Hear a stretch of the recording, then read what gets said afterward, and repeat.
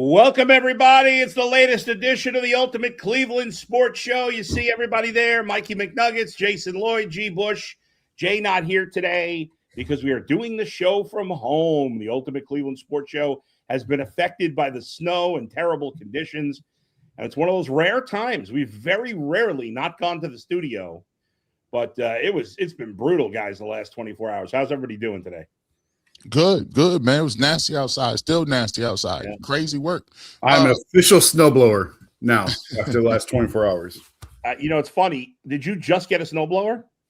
No, I've had one. I've always had one. Oh, so why isn't it official now? Well, I mean, because that's all I've been doing is living in my driveway, my mom's driveway, my mom's neighbor's driveway, just doing driveways. That's all I do. Just go outside doing driveways. Believe it or not, I'm living here 14 years, right? Only 15 years this summer, and I just bought a snowblower for the first time like a week ago. You're always bougie plow guy, right? You've always been bougie. I've been bougie plow guy, but I'm like, this is stupid. Why would I waste money on a plow when I think it's actually cheaper on a plow than the snowblower. You got a little one or like a Big Daddy? I got like a Big Daddy earth mover. We got a 24-inch wide. It's electric, so I don't mine's bigger. Just so you know. All right, well, I don't have a fancy estate like you do, Jason. Man, I got a shovel. That's what I'm talking about. Gas don't go in it. We don't charge up. It's a shovel. Yeah, there's no reason for nobody. Everybody should have a snowblower in Northeast Ohio. Everybody. They're not. If you live in an apartment like me. No, not if you live in an apartment. But gee, you're such a mess physically. You should not be shoveling. Well, that's true. I mean, I don't shovel. It's called. Yeah, it's gonna melt sooner or later. You talk about. I got salt. Yeah, put you some salt down. That's about it. Well, given the temperatures, we might see G by Valentine's Day because this ain't melting anytime soon. No.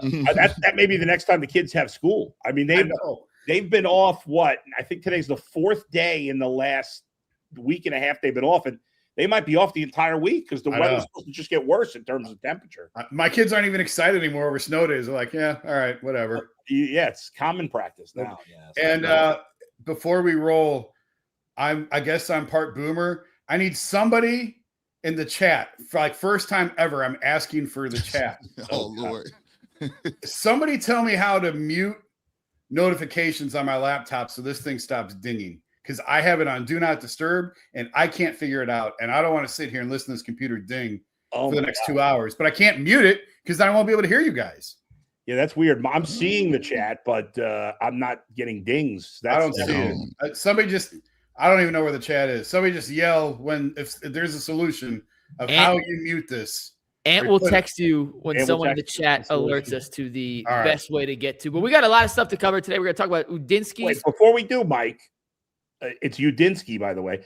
I got to read this one message from Little Tina's Revenge. Said, bull calling someone else in bad shape physically is, wait for it, nasty work.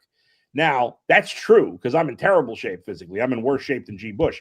But the one thing he's got worse than me is injuries. He has a long history of injuries. He's got major back and neck issues. So my neck and my back. Shoveling, what's that? I said my neck and my back. Yeah, that's what I said. And so you shoveling is a bad idea. Yeah. See, he didn't get that. He didn't get that. It went over his head. Well, didn't get it. But shout out to Kai. Okay. All right. It's a song that I would literally be shocked. Oh, yeah, no clue. If you no clue. I totally missed it. As we alluded to, we got a big show. We're going to talk all things Browns. We're going to get to the Jose extension, the Guardians, the Cavs playing better basketball of late, but we have to start with the latest in the head coaching search for the Cleveland Browns. The first topic today is brought to us by FanDuel. Guys, the NFL playoffs have one game left. It's just the Super Bowl, and just like the rest of the NFL playoffs, FanDuel is giving users a profit boost pack to use on their Super Bowl bets. You make your picks like normal, then apply the profit boost for even bigger payouts while the playoffs are rolling on. Just visit FanDuel, an official sportsbook partner of the NFL, and grab your profit boost pack every single NFL game day. Guys, we had come into today expecting to talk about Nate Scheelhaase and his interview with the Browns in person in LA to start the show. And then we got this from Adam Schefter, who said Jaguars offensive coordinator Grant Udinski has informed the Browns that he is removing himself from consideration from their head coach position. Per a source, Udenski has a new deal in place with Jacksonville that will bump his pay for next season, but the Jaguars are allowing him to continue pursuing the Bills' head coaching job. If Udinski doesn't get the Buffalo job, he will be back as the Jaguars' OC. Bull, your reaction to the news that Udinski is no longer in contention for the Browns head coaching position, joining the likes of Daniel and Jesse Minter as coaches who have said thanks, but no thanks to the Browns. By the way, it's sad that we have to have a graphic for the coaches who have turned down the Browns. Like, when is that in the long, terrible history of the Browns? When have we ever had this? 3 coaches? Well, now, could this be Grant Udinski thought he wasn't getting the job? Maybe. Could it be that he feels like, you know what? I need a little more seasoning. I'm going to have plenty of time to get a job. Maybe. He's still in contention for the Bills. Okay, I'd be shocked if he's the Bills head coach. I would too, but it's not him saying he needs more seasoning if he's still in contention for the Bills. That's true. Maybe we'll hear later today that he's turning down the Bills too. Who knows? But yeah, on the surface, this doesn't look great for the Browns. The fact that 3 coaches now, and maybe we leave out Mike McDaniel because the whole process with him has been kind of weird. But the other 2 guys who are young coaches, first-time opportunity, the fact that they've pulled their name out. And with Udenski, it's particularly strange because he went for a second interview. And he just had that second interview. And, the easy reaction is to say, well, something happened in that interview that he said, nah, I got to stay away from that. It's entirely possible that I'm just blaming the Browns because they're usually at fault. Maybe this time they're not. I don't know. In the end, I didn't want him to be the head coach, so I'm kind of happy. But, right now it feels like, and this is silly because we have no idea if Nate Scheelhaase is going to be a good head coach, and I know we'll get to him in a minute, but it kind of feels like if they don't get him, this whole thing's a disaster. Fair or not, that's how it feels to me right now. Jason? I mean, it's a bad look. Of course it's a bad look. It can't look good, but it doesn't necessarily – I'm kind of with you, Adam. I said a couple weeks ago I want a Sheelhaase because that's the name had been given to me within the league of who should they hire, Nate Scheelhaase. All right, well, you guys know it better than any of us, so yeah. I'll go with that. So it doesn't have to have a disastrous ending just because it's had more obstacles than what you'd want to see, right? Like, so yeah, it's I mean, at some point – Browns fans have to be honest that this is not an attractive job. Like, are people finally ready to agree on that or no? Is that still like the only people who are interested in this job are first timers and old timers who can't get another one. And even the first timers are now pulling out.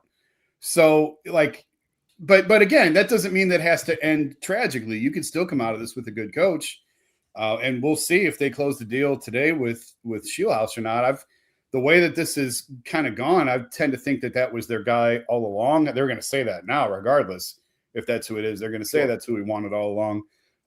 But it's not a great look. But that doesn't mean it doesn't have to have a great ending. G, let me give you G. Before you jump in here, let me just say this. Everybody's like the next McVay, and I think at this point, most of us want Sheelhaase, right? And you're hoping you get off that McVay tree. Obviously, it's not realistic to expect the next McVay, but let me say this. Before the Rams hired Sean McVay, they were a disaster of an organization for a while. In fact, they hired him in 2017. He immediately won a wild card or won 11 games and made the playoffs. But from 2004 through 2016, the year before he took over, the Rams never finished better than 8-8 and were under 500 almost every year but one for over a decade. So while the Browns may be a terrible job now and maybe a joke now, whether it's Nate Scheelhaase or they draft great or whatever it is, they could turn that around. It's going to take more time because you've been a bad organization for a while. But if you get the right coach and then eventually get the right quarterback, it's not like it's impossible to turn it around. The Rams obviously had more success, in the 90s and early 2000s than the Browns did. But still, the Browns had success in the 80s and some early 90s. So it's not impossible just because it's a bad job now that maybe 5 years from now we're going to think of this as a good job. It's possible. I mean, I look at it like this, man. It's a coaching search. And in any search, if you're running a legit coaching search, you got to go through 5, 6, 10, 15, 30 coaches if you need to interview them. Some people might be interested in the job who thought that they wouldn't be interested, but they got in and understood and heard some things that sparked their interest. Some people you might bring in thought they had interest in the job and then say, I looked at a couple things compared to some other jobs out there. This ain't really a good one. So I'm going to go in another direction. I think we can't feel like every single time somebody says, oh, well, it's a better lookout there for me. It's a better situation here for me, or this really don't fit my thing. Hey, man, that's what profession is all about. Shake their hand. I respect your thing, or respect what you're saying, but it's on to the next guy. Let's find the next guy who's willing to take the job and is interested in the job. And for me, I'll go on the opposite end of the spectrum and say, okay, say, for instance, all these people were interested in the Browns. Harbaugh, Tomlin, everybody, right? So they got the pick of the litter, and then the Browns still picked the wrong person, and that person totally turned out to be not the right person. Would you be happy because everybody was liking the job in the beginning? No, you would say that's cool, but the objective is to get the right person that is going to do what they need to do to turn it around. And at some point, you have to stake your claim in somebody moving it forward. Just because you are who you were last year with other people and a bunch of other guys, you got to give the energy to saying, listen, I believe in who we picked, and I believe the person that we are going to bring in here is different from everybody else. So therefore, we can start something new and come with a new, fresh attitude and perspective. But to do that, to get that person, you have to find a person that wants to be here. I don't want nobody that don't want to be here. If you don't want to be here, there's 28 other jobs. I wish you the best of luck. Maybe next time around we might see something. But in terms of who I want, if they want Sheelhaase and Sheelhaase is the guy and he wants the job, so be it, so be it. If they want a Schwartz, hey, look, if he wants the job and he has the best plan for what they want to do, so be it, so be it. I would have took Udenski or whatever the case may be. He said it ain't a good look for him. Okay, cool. Well, we on to the next one. Well, with that being said, G, let's talk about Nate Scheelhaase, who it feels like is the now top target for the Browns in their head coaching search. The Browns brass, Haslam, Berry, whoever else is in this interview process, have flown out to LA today to meet with Sheelhaase. Diana Rossini from The Athletic put out that report that they are in Los Angeles meeting with the Rams passing game coordinator today for his second interview, the first in-person interview with Sheelhaase. Guys, do you think if he is their guy, if the Browns have identified Nathan Scheelhaase as the head coaching candidate they want to become the next head coach of this team, do you think they leave LA without signing a contract, or at least agreeing to a contract today? Jason, you want to start us off on that? Yeah, I think if that's the guy, then they probably have a deal by the end of the day. There's no reason not to. If they don't have a deal by the end of the day, I'm not really sure why not. The Steelers were looking at him, but obviously they've made their selection. I don't know that any other teams are really talking to him, right? The Raiders. Okay. Well, then, I mean, if you're him, maybe you want to wait and hear Vegas out. If you like that situation better, they got the number one pick. But I tend to think that I think it's within the realm of possibility, within reason, certainly, that there's a deal done by the end of the day. He's not connected with the Bills or the Cardinals at all, Mike, as far as you've heard? To my knowledge, no. Yeah, I mean, listen, of the four remaining jobs, obviously the Bills' job is the best by a whole lot. The Raiders is probably the second best, only because you get the first pick.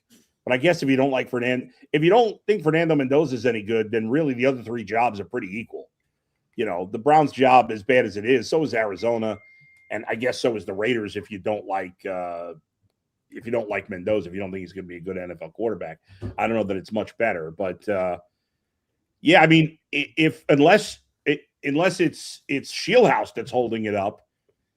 If this guy, I think we're all kind of assuming he's their top candidate now. I don't know that we know that, but you know, Jason's heard from a lot of people, or at least a couple of people, that he's would be a great choice.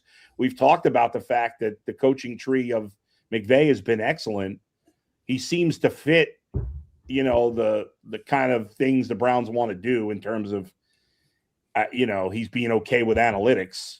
So I think it makes a lot of sense. Yeah, I mean, if they don't get it done by the end of today, then either we were wrong that he was clearly their top choice, or he still wants to consider other options. I think either of those things are possible. It's hard to tell in this situation, you know? G, which way do you lean on that?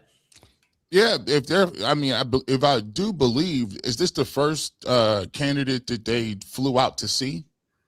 No, I mean, or did Anthony people come Lynn to over him? the weekend. Oh, they went out this. Okay. So, yeah, I think that, Udenski, Schwartz, and Sheelhaase were the top 3 candidates. Udenski dropped out of the mix. They've had a second interview with Schwartz. And then Sheelhaase is the guy that they really waited for. The Rams are still playing.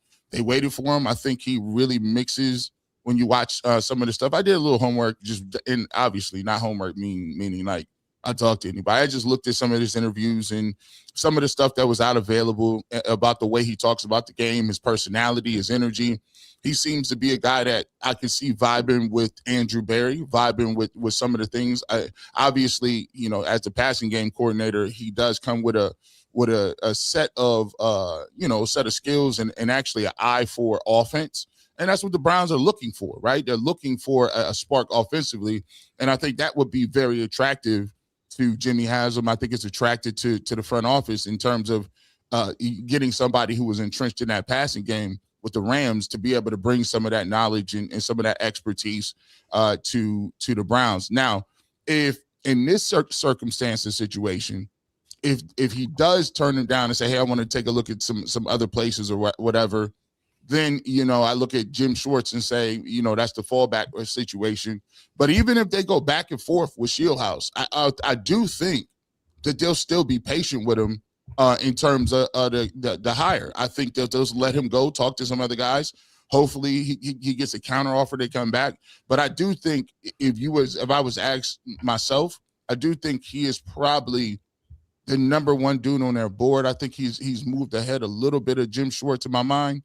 Not by much, but we'll see what they do when they go talk to him and if they can get him to sign on the dotted line. If we come back today, obviously that was the guy who they wanted. And one other thing, I first mentioned his name a few weeks ago, and then as this thing started to gain a little bit of traction, I just kind of poked around with one person who knows offense in the NFL and said, like, what do you like about him? And the response was basically he knows how to both create explosive and consistent gains in the pass game. And LA should have taught him, and by LA, it's McVay, should have taught him how to marry that with the run game.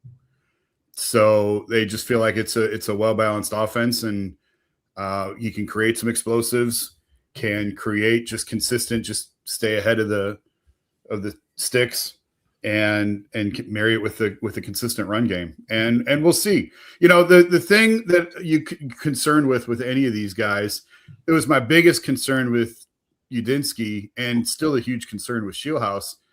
It goes back to what we've been talking about. What I've been talking about for years is managing some of the fires that come with Berea.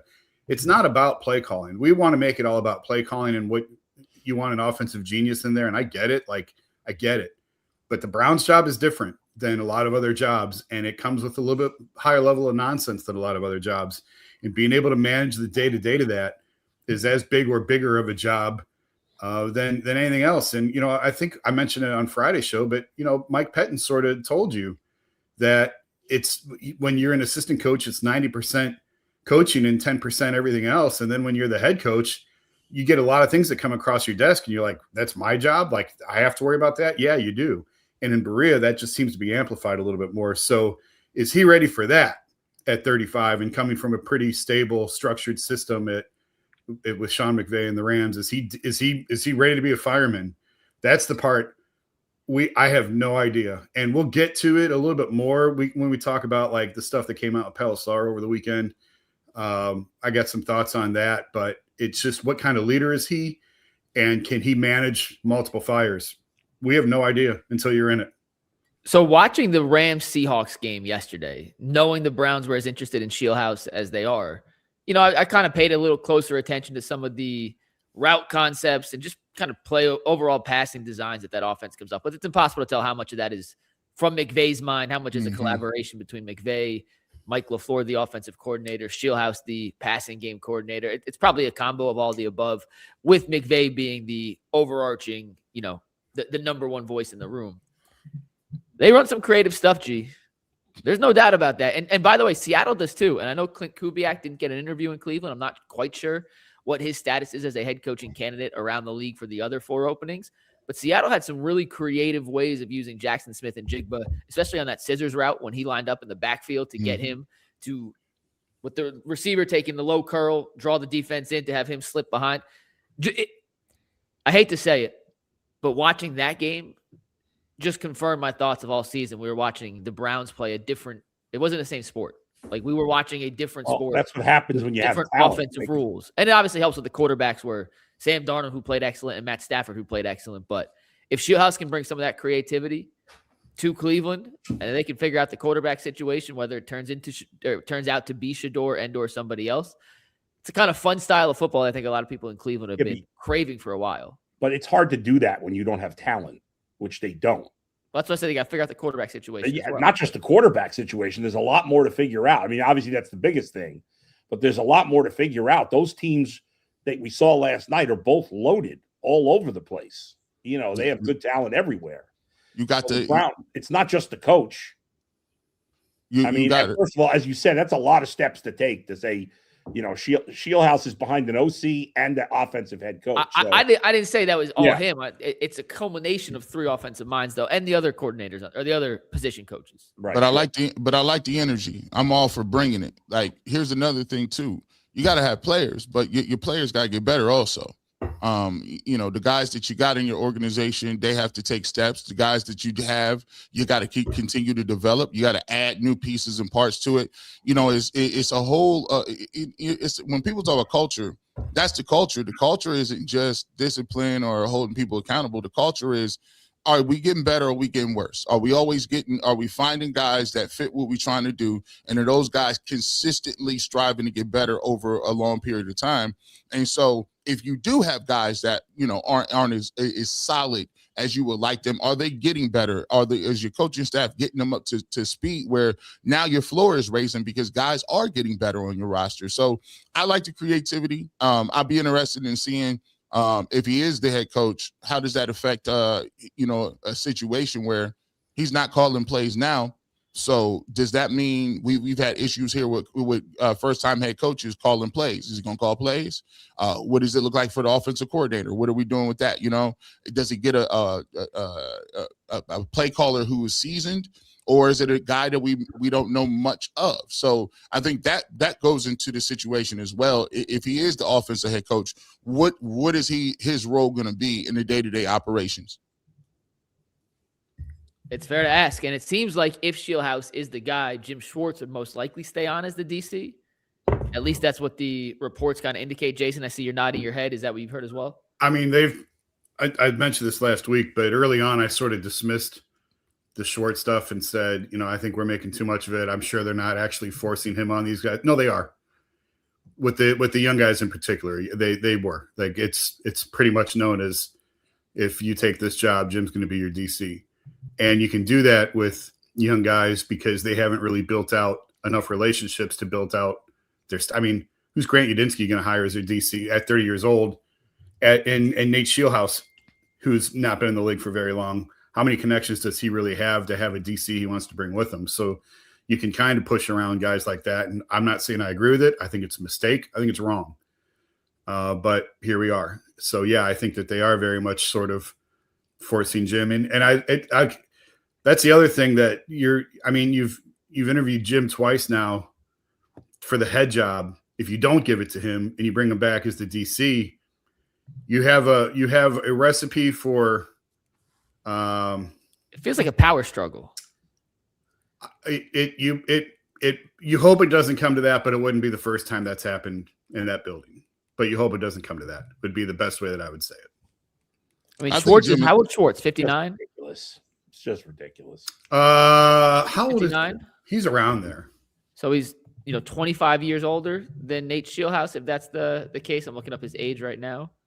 Schwartz was born in 66. Yes, he turned 60 this year. So he's 25 years older than Nate Scheelhaase. They're both interviewing for the same job. If they end up giving it to Scheelhaase and keeping on Schwartz as the defensive guy, I'm sure he'd have carte blanche to run the defense however he sees fit, however he wants, kind of like it's been, Yes. which is how he's been doing it for the last couple of years and had good success here in Cleveland. But it definitely, I feel like, would be interesting dynamic between a young head coach, first time in that position, and an established former NFL head coach who's one of the best assistants in football, who may not necessarily see eye to eye if it's an arranged marriage. I don't want to start dooming it before they even. I don't want to call it a doomed marriage before they even make it down the aisle. But I think it's worth at least acknowledging that everything the Browns do is pretty much stupid because their owner is just does stupid things. The only thing I'll say, though, in terms of the Schwartz thing is Nate Scheelhaase doesn't have to take this job. He's going to get an opportunity at some point. So if he takes the job, then it seems like he's good with Schwartz being the DC. He's done a great job. Like Jim's done a great job. So, I mean, if I were Nate Scheelhaase, I wouldn't think I would want to switch it. Again, it's just asinine to force an assistant coach on a head coach, but I think it makes sense for Sheelhaase to want Schwartz. I mean, he's 35. He's never done this before. He's very young. Jim has been in that seat before. If they will work together, there's a lot that Jim could teach him and can show him and can be a sounding board and a resource. I have no idea what the relationship is between them, if any at all, prior to today. So we'll see. Like it could be a good thing.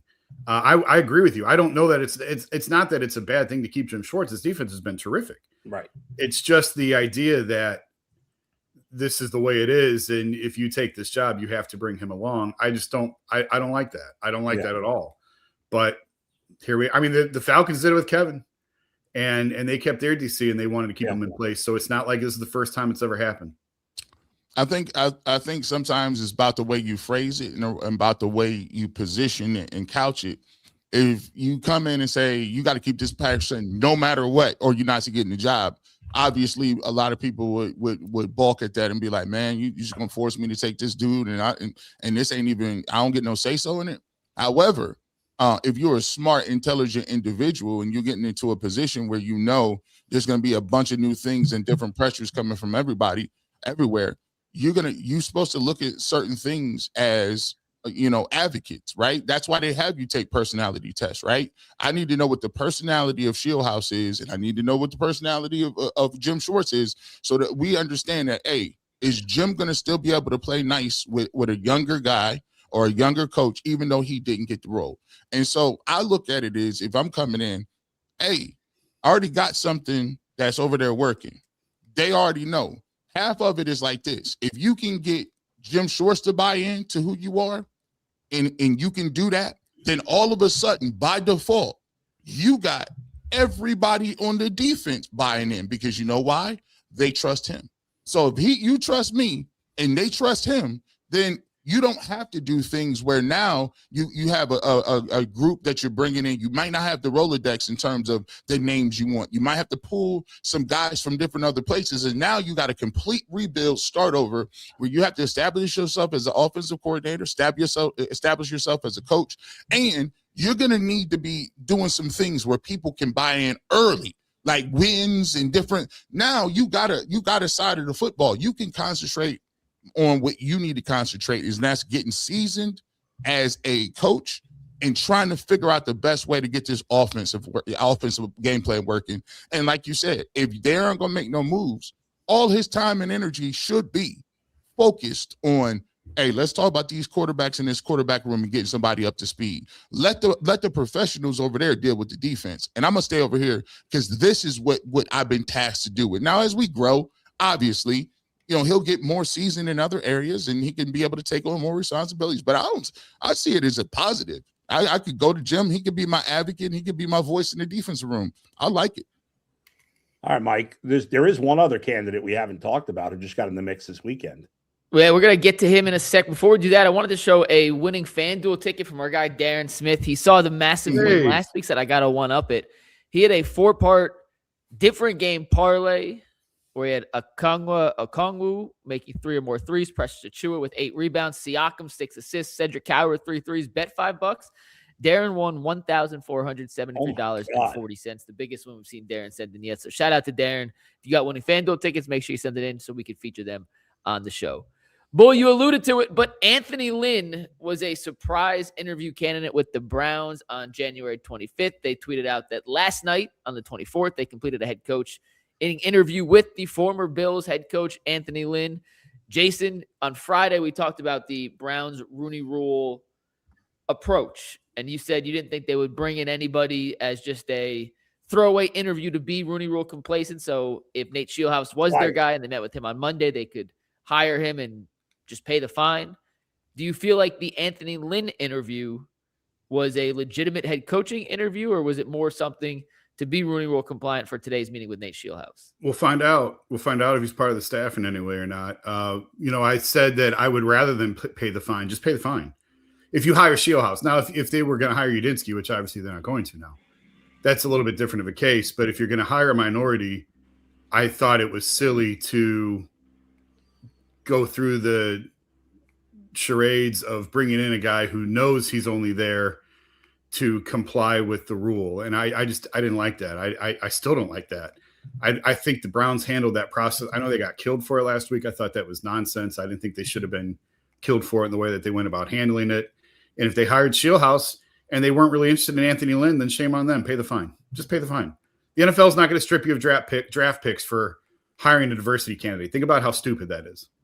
So, but we'll see. We'll see if Anthony Lynn fits somewhere on this coaching staff. Again, we just talked about the inexperience of Sheelhaase and the fact that he's probably not going to have a very large tree. And if you can bring someone in who has head coaching experience, who has been a part of a ton of different staffs and knows a ton of different ways of doing things, then bring him in and make him part of the staff. I hope it wasn't a sham interview, but at least they had the decency to go to him and they didn't make him come to Cleveland. At least they went to him. And I guess we'll wait and see in a couple of weeks when they build out the staff what it looks like. Yeah, I think he'd be a good addition to the staff. Look at his experience there. He's been a head coach in this league. If it was me and I got a young guy in Sheelhaase who hasn't done it before, the first thing I want to do is I want to surround him with infrastructure of guys who've been there, done that, and is able to give him a level of advice and take care of their business so he can delegate. Anthony Lynn has been a coach for 3 years with the Chargers. He's been a lot of different places: Denver, Jacksonville, Dallas, New York, Cleveland one time, Buffalo, Detroit. He's been 10 teams. 10 teams. He's been at all of these places, so he's seen how a lot of things have worked well. He could tell you what didn't work well. So what they want to do is put him around something that can put you in a situation where you can be insulated from certain things, right? So that you can, and I like it. Like, I love the fact if I'm going to come in as a new CEO, the first thing I want to do, I want to make sure my team leaders is strong. I want to make sure my mid-level management is completely strong, bought in, locked in, understand what the objective is, so that now I can deploy those guys and I could focus on what it is at hand and doing. And in the beginning, you're only going to be good at what you do. Right? He's been dialed in 90% on whatever his task is with McVay. I want to still continue to give him some of those processes, and then at the same time work his way into taking the total package and the total view of everything as he gets older and more seasoned. So I like it. I think that he will be a part of the staff. It'd be a great hire to have him on the staff. And I do think that if they do bring him on, it was a meaningful interview. Right now, he's the running backs coach. I could foresee them giving him a title boost and a little bump up, and making him a more integral part of whether it's offense or defense. But I think it was a good move, and I think he should be part of the staff. I don't know why we're just assuming he's going to be part of the staff and couldn't be the head coach. I don't, like this. Why would you bring him in this late in the process if you really want him to be the head coach? Well, would he have been one of your early targets? He should have been. I mean, he had more success as a head coach than Jim Schwartz did. I'm not disagreeing with that. I'm just looking at the timing of it all. Yeah, yes, it feels like maybe this was just done to qualify for the Rooney Rule. I hope that wasn't the case. He should be a legitimate candidate. It's kind of weird that nobody's ever talked to him, although nobody's really talking to Jim Schwartz either besides the Browns. No. And he's older. He's almost as old as Schwartz. But he has his career coaching record is one game over 500. Certainly a lot better than Jim Schwartz. He was 500 with the Chargers and won an interim game with Buffalo. And he's, like I say, he's been around the league for 25 years. He has been with 10 different organizations, including the Browns. He was here under Romeo Crennel. He was the running backs coach that really great year the Browns had with Derek Anderson, where I think it was Jamal Lewis had a big year offensively in 2007. So he is certainly should be, even though they brought him in late in the process and maybe they weren't being, maybe, you never know. Who knows what he says in these interviews that maybe he gets on the radar. And I think it's, maybe if they end up hiring Jim Schwartz, which to me would be disappointing, but maybe they bring in Anthony Lynn as the offensive coordinator.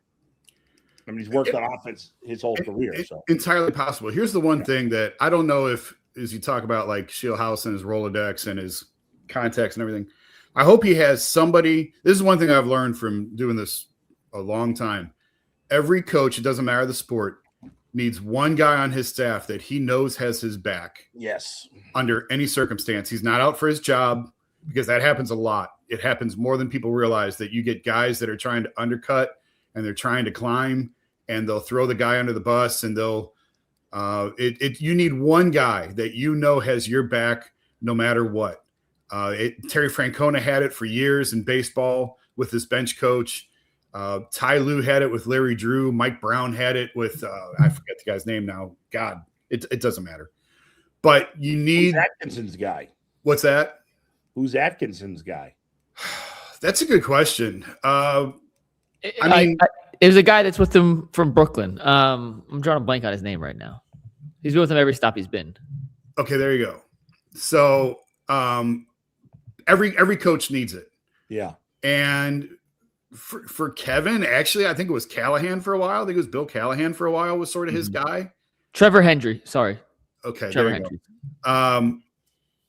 And I don't know who, it's just something. I'm not saying Anthony Lynn would be that guy. It's just something that popped into my head as we talk about like building out staffs, regardless of who the head coach is, especially when you're young and your first time out, you're going to make mistakes, and you need somebody you can trust and somebody you can rely on, and a sounding board who has your back through thick and thin. And I guess what made me think of it was Larry Drew being that for Ty Lue. Larry was a guy who was a former head coach, didn't really want to do it anymore in terms of being in the head seat, and was Ty's guy through thick and thin. And Nate needs that guy if it is him. If it's Schwartz, you need that guy, but it's not as critical when you're 16. You've been doing as long as he has. But when you're young and first starting out, you really need that guy. So I'll be curious to see who he brings, how they build out the staff, regardless who the coach is, and sort of who that guy is. By the way, Mary Kay is just, as we were talking about this, she's just suggesting, and it makes some sense, that if Sheelhaase got the job, he might bring Rams quarterback coach Dave Ragone, who's from Cleveland, with him. Maybe he would be that guy. Shout out to Dave. I played against him in high school. He's pretty doggone good. Against Dave Ragone? Yeah. Yeah. He went to Louisville. Yeah. I know him from Louisville. I didn't know he's a Cleveland guy. He went to Ignatius, left-hander. Nice. He played 2 games in the NFL for the Texans in 2003. It was 20 for 40 for 135 yards, no touchdowns, 1 interception. Well, you guys ready to talk about the report from Tom Pelissero that I know stirred up a lot of controversy this weekend? Before we do that, I just want to say thank you. We got 4,000 people watching a remote show right now. 4,000 people logging in on a snow day all across Ohio, all across the great country of America, who have tuned into UCSS on our remote show. We appreciate you guys. Hit the like button, hit the subscribe button, and help make UCSS as big as it can get. We appreciate you guys for tuning in, even if we were unable to make it to the studio due to the winter storm. In case anyone missed it, Tom Pelissero was on the Rich Eisen show on Friday. And we're going to play the entire 4-minute clip for you guys, so there's no misconstruing what was said. You will hear it exactly from the horse's mouth himself. But Tom Pelissero was on the Rich Eisen show Friday, describing some of the intricacies of how the Browns are handling their interview process for their open head coaching position. So this is from the Rich Eisen show on Friday, Tom Pelissero. Take a listen. Jimmy Haslam bristled at the Browns front office and operation being termed dysfunctional. That said, we're sitting here the Friday before championship weekend. The job is still open from the first Monday of the coaching cycle. Word is they are not Rooney Rule compliant. They cannot hire somebody right now. The Bills might be looking at somebody that they want to hire. The Bills are already Rooney Rule compliant. Their job's been open a fraction of the time, and we're reading about people pulling their names out of consideration for the Browns head coaching job. What is happening there, Tom Pelissero? First of all, I would say Andrew Berry is the last person who is just going to interview somebody solely to fulfill the Rooney Rule. Correct. If he's conducting an interview, he wants it to be with someone who's a real candidate. Mike McDaniel would have fulfilled that. He decided that he just didn't want to follow through on that job coming off of his initial Zoom here. So that's one factor. You're right. They're the only team that has not conducted a single qualifying interview. That'll change, or is scheduled to change next week when they have a second interview with Nate Scheelhaase from the Rams. I would just say this. The Browns search process and interview process, which they have run a number of times, is unlike any other in the NFL. And it plays to certain types of candidates. They are a data-driven operation in Cleveland. And so they spend an extraordinary amount of time gathering data on their coaching candidates. You're talking about taking a personality test. You're talking about writing an essay. You're talking about completing homework assignments going into both the first and the second rounds of interviews. It plays toward the types of candidates that they have in the mix, which is very, very smart people in a lot of cases that just often happen to be tall, thin guys who came from Ivy League schools, so that's certainly not a requirement. That's the type of candidate generally that is going to fit into a data-driven environment. So there's a written test? There's a written test, huh? Really? Like they want you to write an essay? This is why I want to be the coach of the Cleveland Browns? Or questionnaires, a multi-part essay, a personality test, and then additional homework assignments if you get through the first round to get into the second round. Which you can imagine then. The answer can't be Google me? Like you can't go Signetti? I'm sure. I know I'm being flippant, Tom, but that to me, I don't know. You're hopping around the country interviewing for jobs, kids, spouses, boxes being packed because you've hit the road and you're going to sit down and write an essay? You could imagine then when certain candidates decide not to follow through on interviews, part of it may be that it's more than just show up in a nice suit and answer questions in the room. And that speaks to how the Browns organization operates. Sure. Paul DePodesta got there 10 years ago. He built out a massive data and analytics department.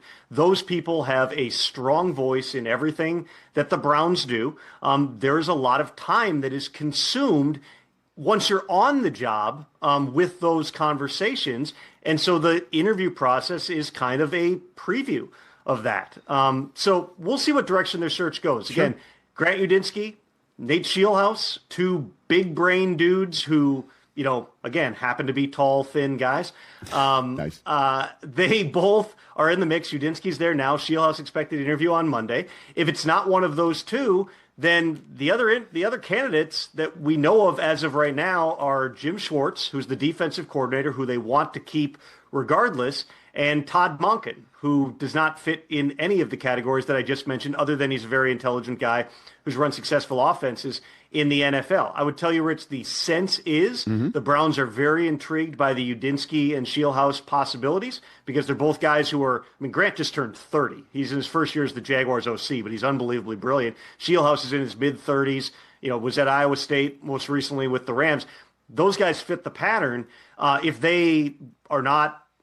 ultimately the Browns on their scorecards that they collect do not decide that those guys are the best candidates, then the belief within the league is the default would be Jim Schwartz. Then you're trying to figure out, all right, well, now what do you do on offense to pair him? Who is willing to take that offensive coordinator job? There's just a lot of steps in the process, Rich, but the Browns, this is not new. They have done this for a long time, and it's just, as one high-powered coaching agent said to me the other day when we were going through the list of all the openings, the Browns are the Browns.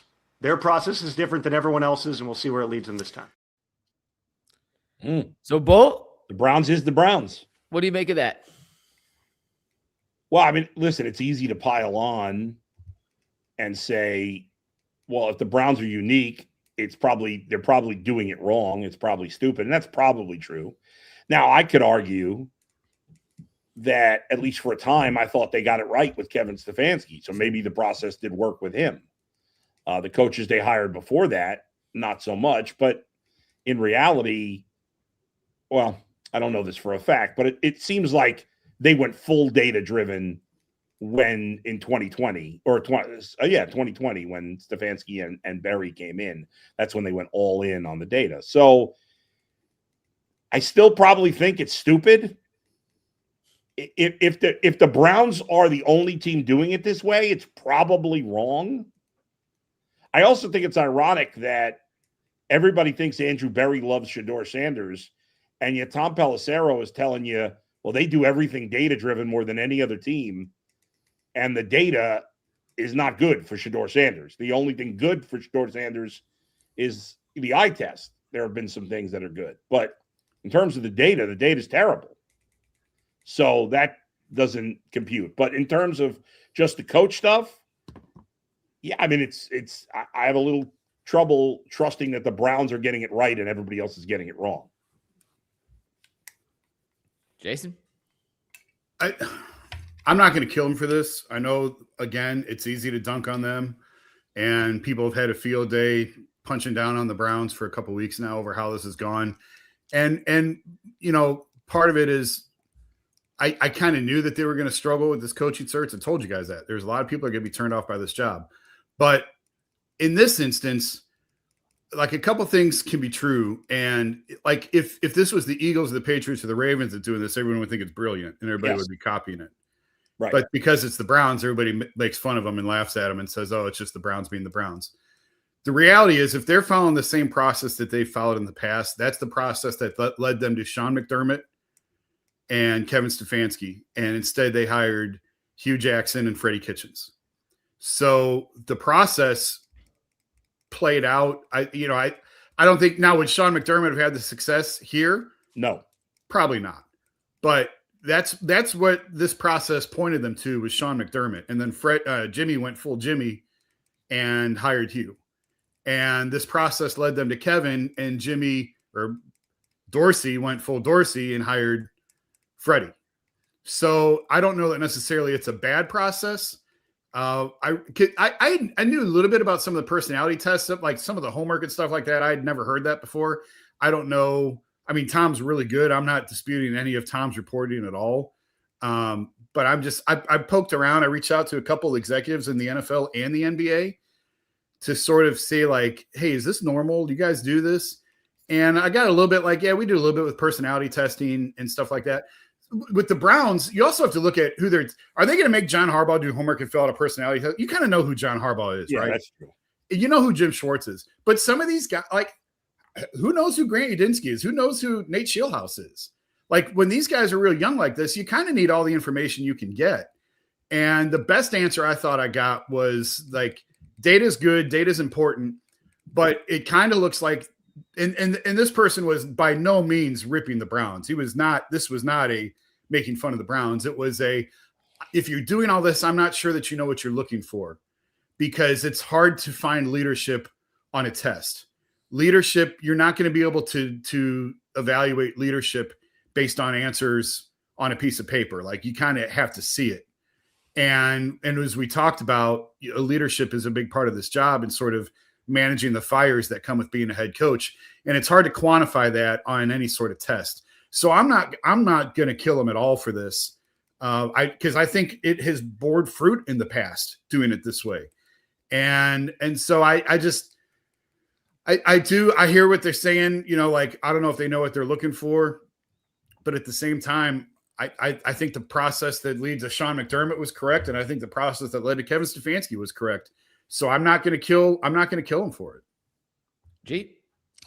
Yeah, I didn't know what Rich was, when he said, I got to do all this stuff. You can just Google me.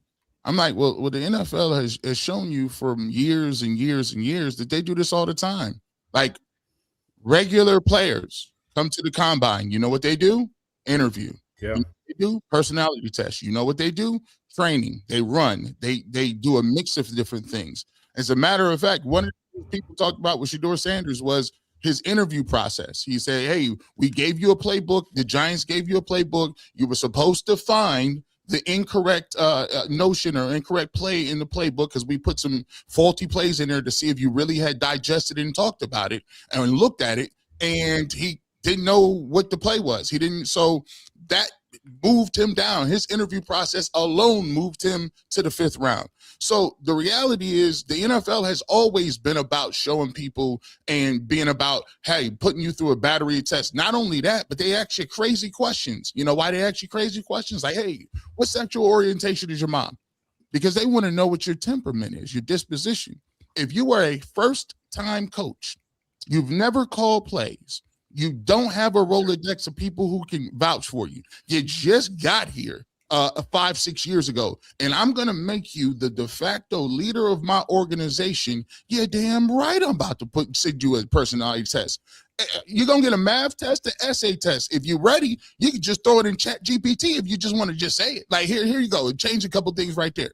But for me, I think a lot of people are kind of like, and I don't know where they're at. When I was in corporate America, every single job that I ever had a presentation that I had to present based on a corporate problem that they had in their infrastructure, a personality test, as well as a math competency test. If you didn't pass the math portion, you didn't even get the second interview. It was just what it was. Like, so these are all things that I think are kind of overblown a little bit. And clearly, if you're hiring a first-time head coach for a job that gives generational type money and is going to be the most powerful position besides the general manager or the owner, I expect you to have to do a battery of things to prove that you're ready for that type of position. Well, I guess you guys now think the Browns are the smartest organization in football because No, I didn't say that. I didn't say that. I mean, but if this is, and again, I don't have a huge problem with it, but look at, again, they led him to Sean McDermott and Kevin Stefanski. I don't think Sean McDermott's anything to write home over personally, but He's better than Hugh Jackson. He's 98-50 in his career. I know a lot of that's Josh Allen, but I mean, come on, guys. Who would you rather, Sean McDermott or Hugh Jackson as your head coach? I guess Sean McDermott, but the truth is, Hugh Jackson. I guess. Come on, stop being disingenuous. The point is, Sean McDermott, if he had been hired by the Browns, wouldn't have a good record. But we don't know that. But they would have probably. I bet you they've been better in 1-31. We have no clue about that. Yeah. We have no way of knowing that. Everything we talk about is a guess, guys. I mean, we're all, most of the stuff we're talking about.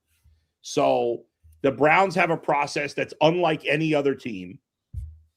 And we're trying to turn Sean McDermott into Kevin Stefanski, who you don't like, into some genius head coaches. I mean, they're both I'm not adequate guys. No, I'm talking about the process. The outcome is different. The process is I want to know as much information as I can on a limited basis in a very quick time period. You can find out information without making somebody write an essay. How? There's a million different ways. You could ask them questions. I don't know. Why every other team finds a way to do it. You think the other teams are not getting? You think the Browns are getting more information than other teams? Here's what I want to know. If you want a job, and you're energetic for the job and you love the job and you think you're a good fit for the job, are you going to put your best foot forward and put the time, energy, and effort into putting something together to show these folks that I want to do it? Yes, you are. That's part of it. If 31 teams are not asking you to write an essay and one team is, that one team is probably wrong. Hey, well, listen, I'm just telling you, my whole experience is irrelevant. In this business, 31 teams are not doing it. One team is. You know what's irrelevant? Those are 31 teams. If you want to interview for my team and you want my job, this is where you go. Well, maybe that's why nobody wants the job. That's fine. But I also think it matters of who they're looking at. And, like when I was first coming out, I went through some grueling interview processes. When I got the job at The Athletic, they came to me and said, what do you want? Right, yeah. So it's about where you're at in your career. Thank you. That's perfect. And what's on the resume and what you've shown. That's why I said John Harbaugh, they're not going to make if they make John Harbaugh go through that, then they're foolish. Then that's really silly. But and Jim Schwartz. What's that? Hey, my big point on this is I got to imagine this is candidate specific. I can't foresee a world where the Browns are asking Jim Schwartz, who's been in the building for 3 years, to write some essay and take another personality test. If they're doing that, then that's ridiculous, and that's silly. And that's a waste of time. The Browns have not done anything silly before. So of course they have. But I'm just saying, if you're dealing with guys who have only been in the league for a couple of years, you can make calls on them and you can ask around, but there's only so much you're going to know because there's a limited amount of information. So if you're going to try and get more information on those guys, I don't have a problem with that. If that's why they dipped out on the process, then so be it. Again, I just think there's so much that the Browns do wrong that you can look at and say that was a disaster. And I think we point it out all the time. I'm not going to kill him over this because I actually think the process, and it's the only thing that I've defended. Even I wish Jay was on today because I was going to this is the one thing that I thought DePodesta was good at was identifying coaches. And I think that when you look at call him the boogeyman. What's that? Please call him the boogeyman. But I do think that the process that led them to some of his suggestions was a good process. And if that's the process that they're following, I tend to believe that it is. I don't have an issue with it. By the way, right now, much more importantly, I'm obsessed with continuously writing down our high number of live views, as you can see here. I'm like, we've hit a high of 4386 about a minute ago. That's what people got nothing to do today. They're stuck at home, more than likely. So we appreciate everyone tuning in. But no, I when I first saw the clip, I was like, wow. I was more on Bull's side of the Browns are the only team doing this. I texted, and I don't have a Rolodex like Jason, but I do know 2 head coaches around sports. I was like, what was your process? And none of them had interviews or none of them had essays they had to write beforehand. But then you think about to what G said, Udenski, and Sheelhaase are they're babies in the NFL. I'm not saying they're babies in the coaching world, babies in the NFL. I feel like if you're going to put the investment into them to be the face of your franchise, which let's be honest, the head coach right now is the face of a franchise unless you have a superstar quarterback. The Browns may have one on their roster. He's just not there yet. More likely than not, they don't have one on the roster. So for the time being, this head coach who they hire is going to be the guy who we all kind of look to as the voice, the face, whether we like Stefanski or not, whether we agreed with how he handled the media or not. Those are things that you may be able to get a little better. You're not going to find out definitively. You're not going to get every answer, but you can get a little more information by kind of going through some of these unconventional, I'll call them, interview tactics. And to Jason's point, it led him to McDermott.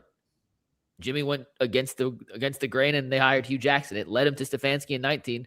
They hired Freddie Kitchens. It led him back to Stefanski in 2020. The results haven't been disastrous. And unless it's disastrous and you believe in the process, I think you kind of got to stick with what you believe works and hope it pans out. That's true. More than anything. I guess the Bills are going to just hire Grant Udinski willy-nilly and not ask for any information from him. I don't think they're going to hire him at all. Of course not. More than anything, I think what the process is you got to understand how these dudes going to handle it. Reality is the Cleveland Browns are going to be the talk of the town everywhere in NFL. And it doesn't matter if you're good or bad. You're going to be the number one story pretty much until you either are out of the playoffs or you get done or you're eliminated or you're terrible next year. The Browns, based on who they have on their roster, will be the number one story. Everything you say can and will be used against you in a court of public opinion. So I need to know how you move. How do you handle these questions? What are you thinking about this? Do you you have to notice, especially from guys who haven't had cameras in their faces. Like these guys are coordinators or position group guys. These guys haven't been forced to talk every single week or every single week. They haven't been every day. They ain't used to that. So if you think that people get tired of hearing about Shedeur Sanders and Deshaun Watson, you better doggone well figure out if you got a head coach that is strong enough mentally, is smart enough to communicate in a way where you can diffuse landmines before you step on them. Those are the things you need to figure out prior to you getting the headset, because the headset isn't where the problems start. It's the stuff you got to do to even get on the field to call a game is the stuff that really can bog you down, especially if you ain't used to it. I would just say there's probably better ways to find out that information from people than writing an essay. They're not going to have to write an essay ever once they're a head coach. But let me ask you this, or Jason, you go first. I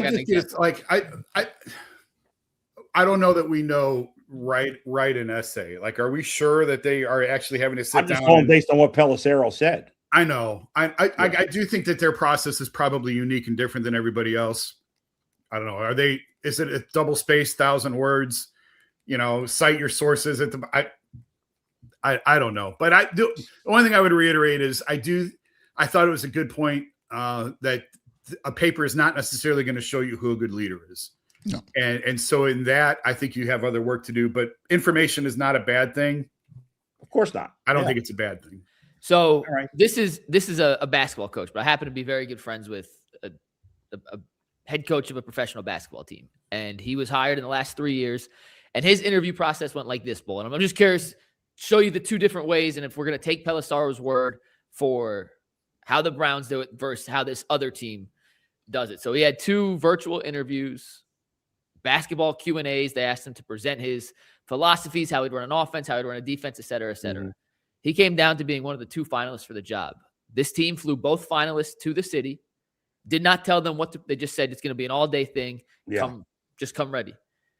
They get in. The first thing they did was they sat down with the general manager in the front office, and they said, you have an ATO.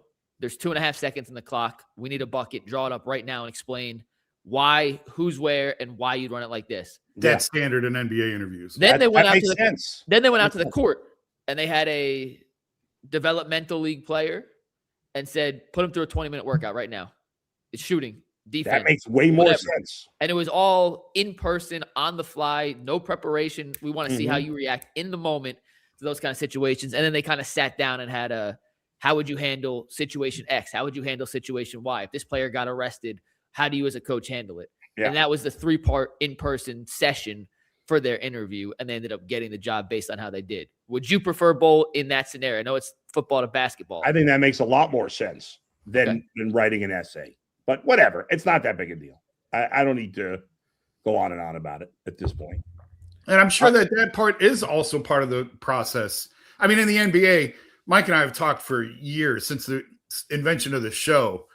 ATOs are such a crucial part. And what can you draw up? And Cavs did that with Blatt when they brought Blatt in. One of the guys in the room I know said, 3 seconds left, side out of bounds. What are you drawing up? And yet they still managed to hire David Blatt. Jesus. And who's to say that that's not part of the Browns process of, okay, there's 2:37 on the clock. We don't have the ball and we're down 6, or we do have the ball and we're down 5. What are you calling? I'm sure that that's part of it. It's not just this written is the only thing that they do. They spend all day together with some of these guys. It's like kind of like the elevator spiel. You guys have heard of that, where you're in an elevator with a bunch of business guys or powerful people, and they ask you, what do you do? And you gotta tell somebody what you do in under like 2 sentences and don't have it be wordy and over the top. It's kind of like that. I feel like if you ask somebody to write an essay, more than likely it's just to figure out if you understand your philosophy in and out, right? Because you're going to be teaching your philosophy to a new team, and you need to know it in a way that when you're explaining it to another person, that they can not only grasp it, understand it, and digest it to a point where they can buy into it. So I think it's just basically, it's like, hey, tell me about somebody say, hey, tell me about yourself, right? I mean, I could tell you anything about myself, but I need to have it in an impactful way where it kind of makes sense to the context of what we're talking about. But look, that's one part of the equation. If you think you're gonna hire a head coach based on the essay, you're done. Or math questions, or no, it has to be a plethora thing that goes into a body of work. And most importantly is me sitting down talking with you man to man, figuring out who you are as a person. I showed this to Adam and Mike, but I did text one former NBA exec who has been in a hiring role, and I sent him the Pelissero clip and said, what do you think? And he said, well, no wonder they haven't traded Giannis yet. So I thought that was pretty funny. Yeah, it is kind of funny. By the way, guys, McDaniel to the Chargers as OC is now official. Now official. Okay. Right. All right, guys, let's get to our next topic. It's brought to us by FanDuel. The Super Bowl is less than 2 weeks away now, and FanDuel is giving customers even more ways to get in on the action. Right now, every NFL playoff game day, including Super Bowl Sunday, is a day that FanDuel users can get a profit boost pack waiting for them inside the app. You make your picks, apply your profit boost for even bigger payouts. While the Super Bowl is going on, just visit FanDuel, an official sportsbook partner of the NFL, and grab your profit boost packs every Super Bowl Sunday. We got one last football topic to talk about, guys. Then we'll talk a little bit about the Cavs' hot stretch and the Guardians signing Jose Ramirez to an extension. But G. Bush, it may come out later today that Nate Scheelhaase is the next head coach of the Cleveland Browns. They may not come to a deal. We may not find out who the next head coach is for a few days. So I wanted to ask this before we got there. If you could design an offensive system to best suit Shedeur Sanders' skill set, assuming for this conversation the Browns go into next season with Shedeur as their starting quarterback, if you could design an offense to best fit his skill set, what do you think that offensive system would look like? Well, I think the offensive system, despite what people say, I think that offensive system would be based on rhythm and timing.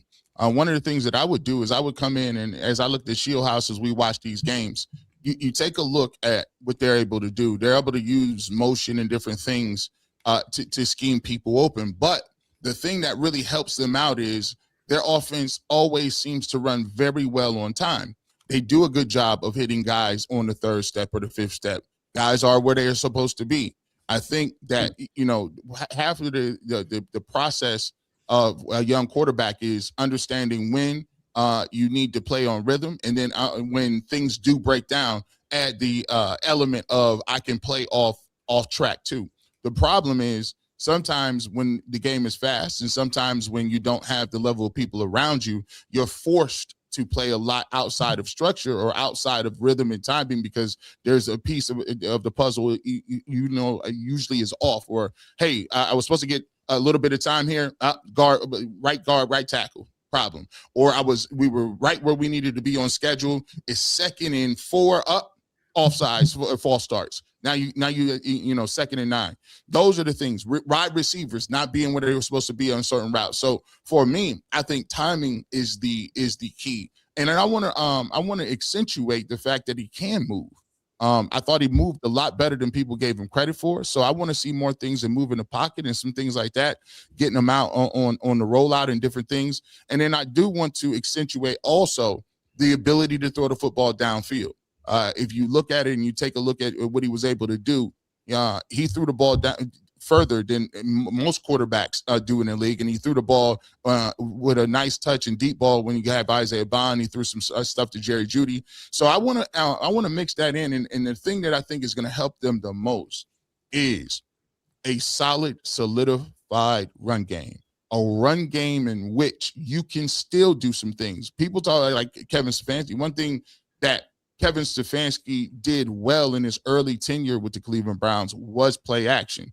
You watch the Rams. The Rams are able to run play action and get the ball out and do things like that. So for me, I want an offense that is built on timing, built on a competent running game, built on guys being where they're supposed to be, and then the chunk plays, adding that into the mix and keeping the defense honest. Bull? So a couple things. Number one, to me, the good coaches adjust what they do to the talent they have. And I know not every coach does that, but I think the best coaches do that. Number two, no team should ever hire a coach because of their system is better for their quarterback, unless that quarterback is a sure thing, which is not the case here. So to hire a coach that, if you're factoring in, which I'm sure they're not, but if they were factoring in, like, oh, which coach's offensive system is best for Shedeur Sanders, that would be a very stupid thing to do. Same thing with any other quarterback that you're not sure is the guy on any team. Same thing with the Cardinals when they're hiring a guy. They whatever. So, but that being said, I mean, I don't know what else is left to say. G. Bush hit on all of it. So I do think his ability to go deep, and a lot of that was kind of out of rhythm, but I do think his ability to go deep is probably his strength. So I do think you want to be able to do that. I don't know that they really have the talent to do that consistently, but I think that, if in theory, based on your thing here, if you were hiring a coach specifically to help Shedeur Sanders, I think that's something you definitely would want. You'd want a coach that is willing to take shots down the field, because I think that's his strength. Jason?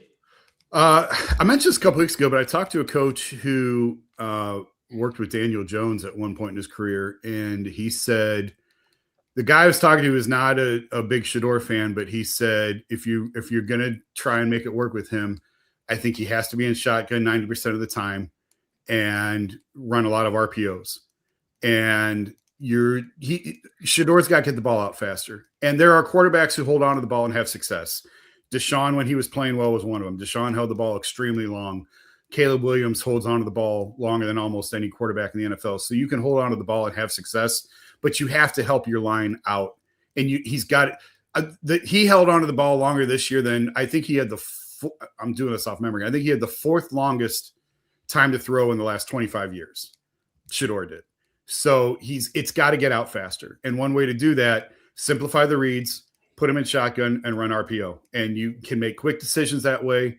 And you're looking at one or two defenders. What are they doing? Okay, I'm going to hand it off. I'm going to throw it. And it helps to keep you on schedule. And it keeps you in front of the chains for the most part. And it's just quick. Everything is quick. Everything is fast.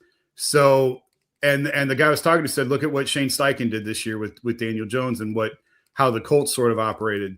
And he felt like that would be a system where if Shedeur's going to have success in the NFL, that's how you do it. Put him in shotgun, simplify the reads that he has to make, and get the ball out of his hands quickly. It is funny. That feels counterintuitive to what we saw Shedeur do best this year, which was throw the deep ball.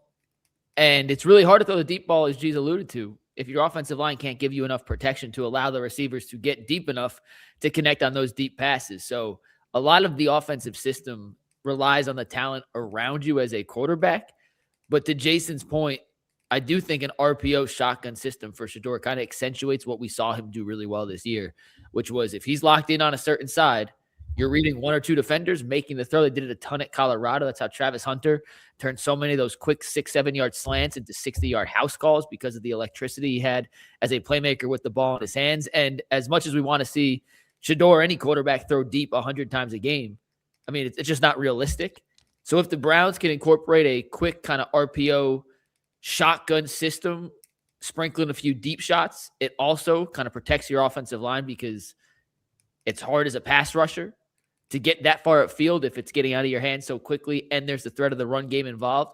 So I can't believe I'm saying Daniel Jones is the model of a Shedeur Sanders offense. I don't think that's necessarily the apples to apples comparison because I don't think Shedeur and Daniel Jones are similar quarterbacks per se, but I kind of do agree that system would kind of accentuate what Shedeur does best, in my opinion. Just go watch what the Colts did this year on offense, what Steichen did on offense. That's all.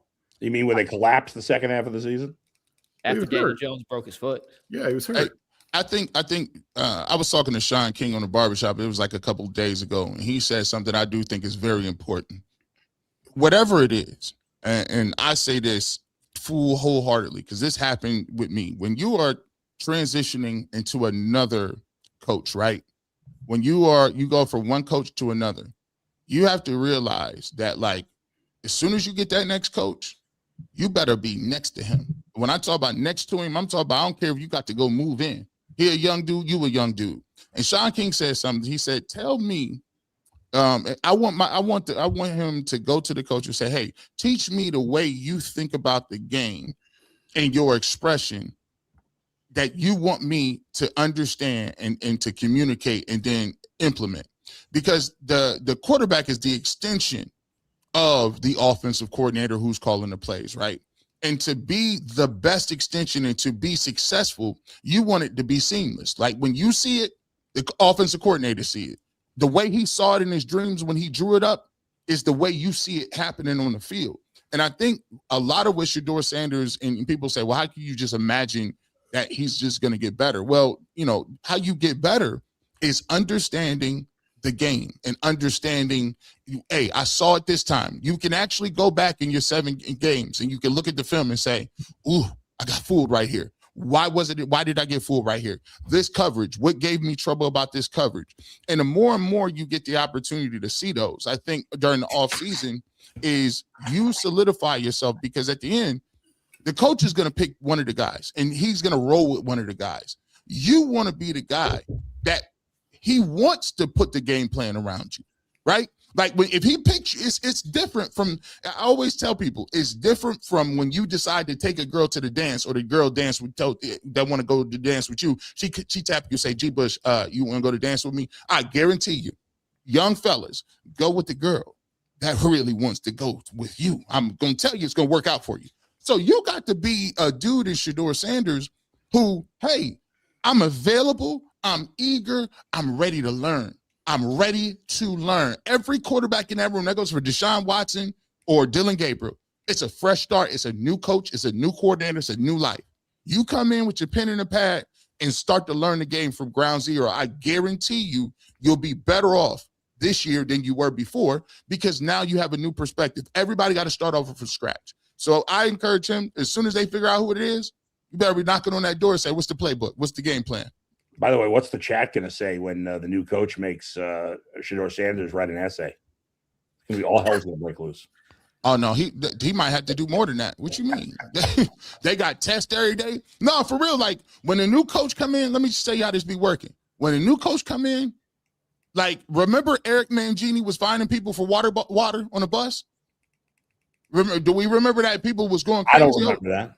Eric Mangini was finding people because they was like taking water bottles at the hotel or something. Oh my God. And so people was going crazy. But when you get a new coach, bro, the conditioning ratchet up, the game plan is different.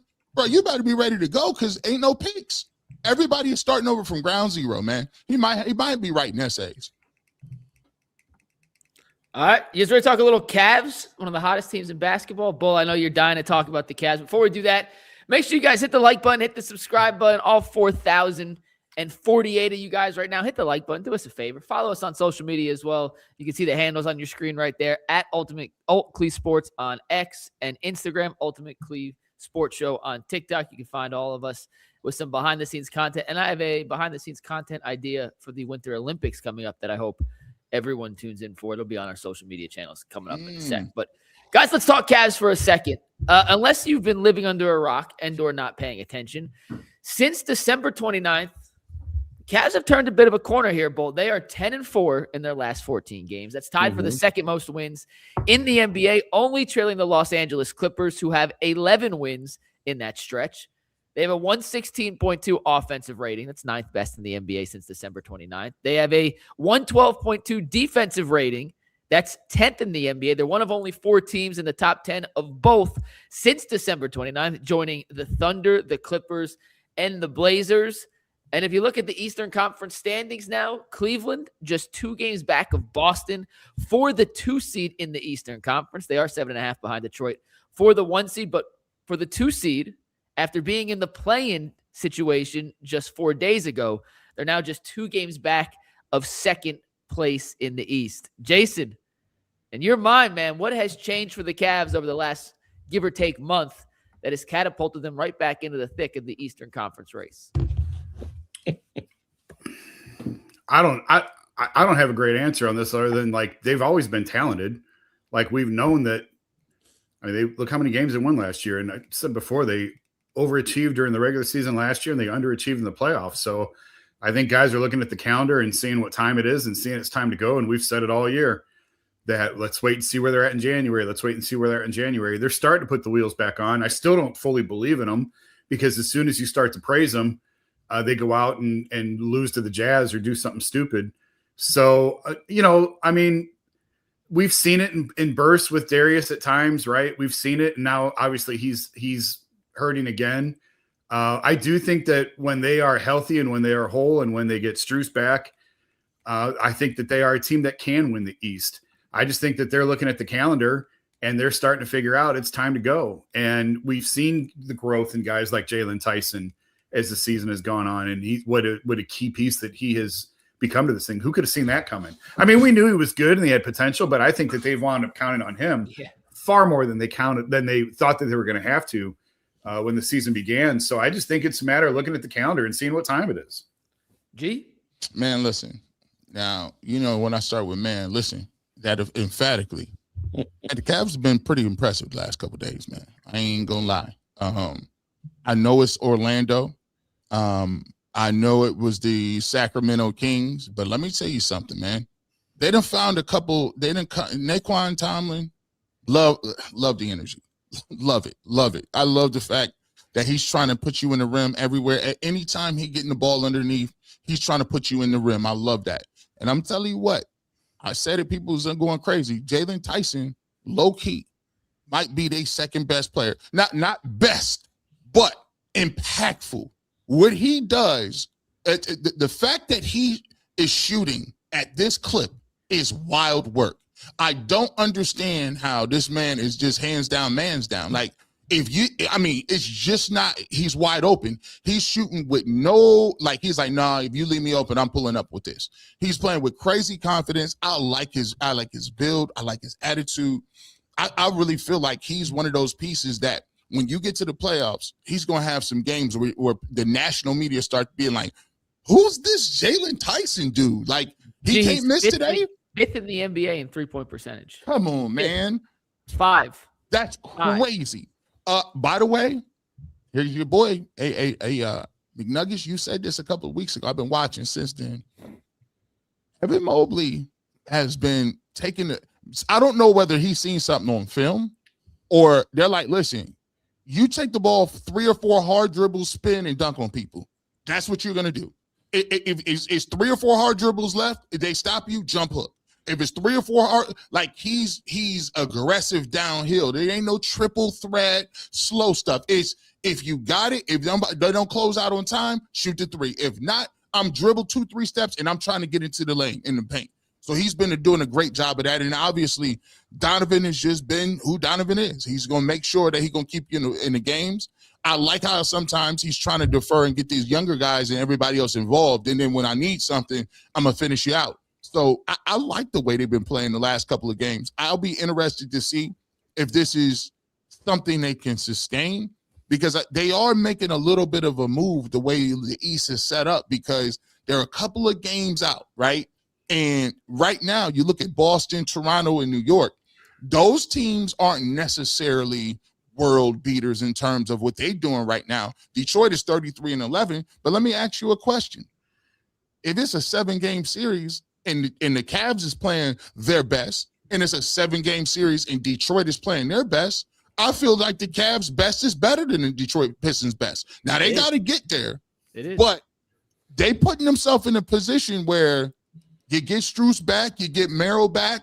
I think that the problem was they wasn't hitting enough threes. Dean Wade is hitting some open shots now. Lonzo Ball hit a couple threes the other day. Now, don't get them to get excited. But Lonzo Ball hit a few threes. So I think that's key to what they're doing is the rebounding and the 3-point shooting. And if they can get some guys back and continue to shoot at a higher clip, it's going to be interesting in the playoffs if they continue to play like this. Yeah, one thing I should have added, you just touched on it. When they rebound, they win. When they make a concerted effort to attack the boards, they seem to have better success at winning. And Evan has been better, I think, defensively lately. And I think that's been a big key to it as well. I do think a lot of it is attitude. But I do, if you want to point out specifics, I think Evan getting back to being a pretty good, an excellent defensive stopper. Their work on the glass the last couple of weeks. And obviously, when you talk about Jalen Tyson, Naquan Tomlin, some of the contributions that they're getting from some of these guys that we were not expecting. Mike and I did the midseason show, and the best grades went to the bench guys, and the worst grades went to the highest, most expensive players. And that's how you wind up as a 500 team when your top stars are underperforming and your bench guys are overperforming. Well, that's how you wind up being where they were. Now, if they can get more, and we've seen more, I think, defensively out of Evan the last couple of weeks than what we had seen previously. It's really good lately. Yeah. Bull, you go, then I got some numbers for you. So, a couple things. I do like how they're playing. Outside of the Jazz game, I mean, they've played, that's the only game really where you're like, what the hell was that? Because their other losses have mostly been against good teams. Like, they lost to Oklahoma City. Okay, well, what are you going to do? They lost to Minnesota on the road. And Minnesota's a good team. They lost to the Pistons. In fact, the Jazz loss is the only loss since those back-to-back against the Bulls. I don't know when that was. That was a while ago. Early December. Yeah. that's their only bad loss really since then. All their other losses were to good teams. So I'm not going to kill them for that. I think they're playing pretty well. And I think what we see here, and this is, I'm surprised you haven't brought this up. I just found these numbers, Mike. Evan Mobley is maybe the worst three-point shooter in the league since the start of December. It was one of the things I was going to bring up, that they're playing well. 20% from three. Has been inconsistent as hell. He's shooting 20.5% from three in the last month, and they're 10-4. No, not since the last month, since the start of December. So it's 2 months. I'm just saying in the last month, those are numbers I had pulled. Right. But in the last 2 months, he's shooting 20.5%. He's made 14 of his last 68 threes. And when did we see him play his best? Like, Sacramento was the best game I've seen him play in forever. Kenny said it's the best game he's ever played. So, like, maybe this obsession with every big guy has to shoot threes. Can we just be like, when he's being aggressive and going to the basket, he's pretty hard to stop when he plays that way. I mean, can't we just, does everybody have to shoot threes? I think you have to see if he's capable of it. And last year he proved capable of it. But he may just settle into like, this is who he is. And that's fine. We've said it 1,000 times. He's a great player. If this is what he is, he's a phenomenal player in the NBA. Is he everything you want him to be? Okay, maybe not. But he can be a tremendous, tremendous asset to this team. It's just, I don't know if he's a number one. I think they have two phenomenal twos. I don't know if they have a number one on this team. And that's sort of the problem that they're running into. But I think that it's fair to push him and push him and push him and see if there's more and see what the ceiling is. And maybe we found what the ceiling is. I think so. The thing with Mobley, real quick on Mobley, and I mentioned this last week, and it's the part that's frustrating with Mobley is he has 2 or 3 games like we've seen the last 2 or 3 where he's been awesome. And then he goes away and he has a game where you basically forget he's out there. And during this stretch where they're 10-4 during the stretch, Mobley is averaging less points than he has in the season, slightly better from the floor, way worse from three, rebounds slightly down, assists essentially even. So they're doing this without a consistent, dominant Evan Mobley, which I think makes the 10-4 stretch even more impressive. The last few games, and Charlotte, we saw it in the first half. We saw him do it against Sacramento. We saw him do it a little bit against Orlando. He has made a concerted effort, and the Cavs have made a concerted effort as a team to get Mobley the ball heading downhill. He is not an east to west basketball player. He is a north to south basketball player. Anytime Evan, he's capable of it. He is not great at it. Starts going left to right and trying to cross guys up with hesitations and going sideways. The end result, more often than not, seems to be a shot that I don't think is a good shot for Evan Mobley. Can he make those shots? Sure. I don't believe that is what he is best at. When he starts going north to south, and sure, is he the toughest dude in the world? No, he's not. He's 6'11", incredibly skilled, can finish with each hand, is agile, and has pretty damn good footwork. The stuff that he can do on the move finishing is what tantalizes you, and it's why you believe he does have this incredibly high ceiling that he may never reach because he's not consistent enough and the mentality may not be there. But he does things on a night-to-night basis, and sometimes it's 5 plays a night, sometimes it's 1 play a night, where you go, there's like 7 guys his size in the world that can do that. That's it. And when he goes north to south, which he's done a much better job of lately, he looks a lot more like the player that Jason and I thought he could be one day. And I've sold my stock on that ceiling being consistently enough to where he could be a number one offensively at this stage of his career. But he still does some things, man, that can't be replicated and frankly can't be defended. He has flaws in his game. He's not perfect. But when he goes north, it's like Jerome Ford, Anytime Jerome Ford goes left to right, what does it feel like happens? Automatic loss for 2, right? Every once in a while, Jerome Ford going north to south, where he doesn't have to make a cut and run a straight line through the hole, has a 60-yard touchdown. It's not apples to apples in that sense, but there are some running backs. There's some receivers that are just better at certain things. Evan Mobley, north to south, is a very effective and hard to stop offensive player. Evan Mobley, east to west, other teams are do what you want, dance all you want, dribble. We're good with it, and it usually ends in a bad shot for the Cavs. You said something. I'll go back and just a little bit. I was going to say Evan Mobley is shooting 20%. Maybe he's not a three-point shooter, but one thing that he has to do, he has to keep shooting it. So the way it's going to work is you ain't got to knock it down all the time, but you cannot be known as a guy who's not willing to take that shot, because if you're not willing to take that shot, then it's a trickle-down effect on everything else. Because now I don't have to pay Jared Allen or nobody else, because guess what? I'm clogging the paint.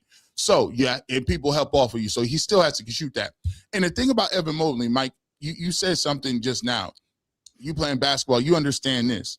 There's a difference between somebody who's a standstill scorer or a guy that's coming off screens or a dude that can create and then score off the move. That's two different skill sets. Like you can, it's a different set of footwork when you're talking about dribbling and getting downhill, or a guy where you move east and west, you setting up for a hesitation or a step back. That's two different skill sets. To me, I think Evan Mobley is starting to figure out when he plays with intentional pacing. Like some people play too fast, like slow down, take your time and finish.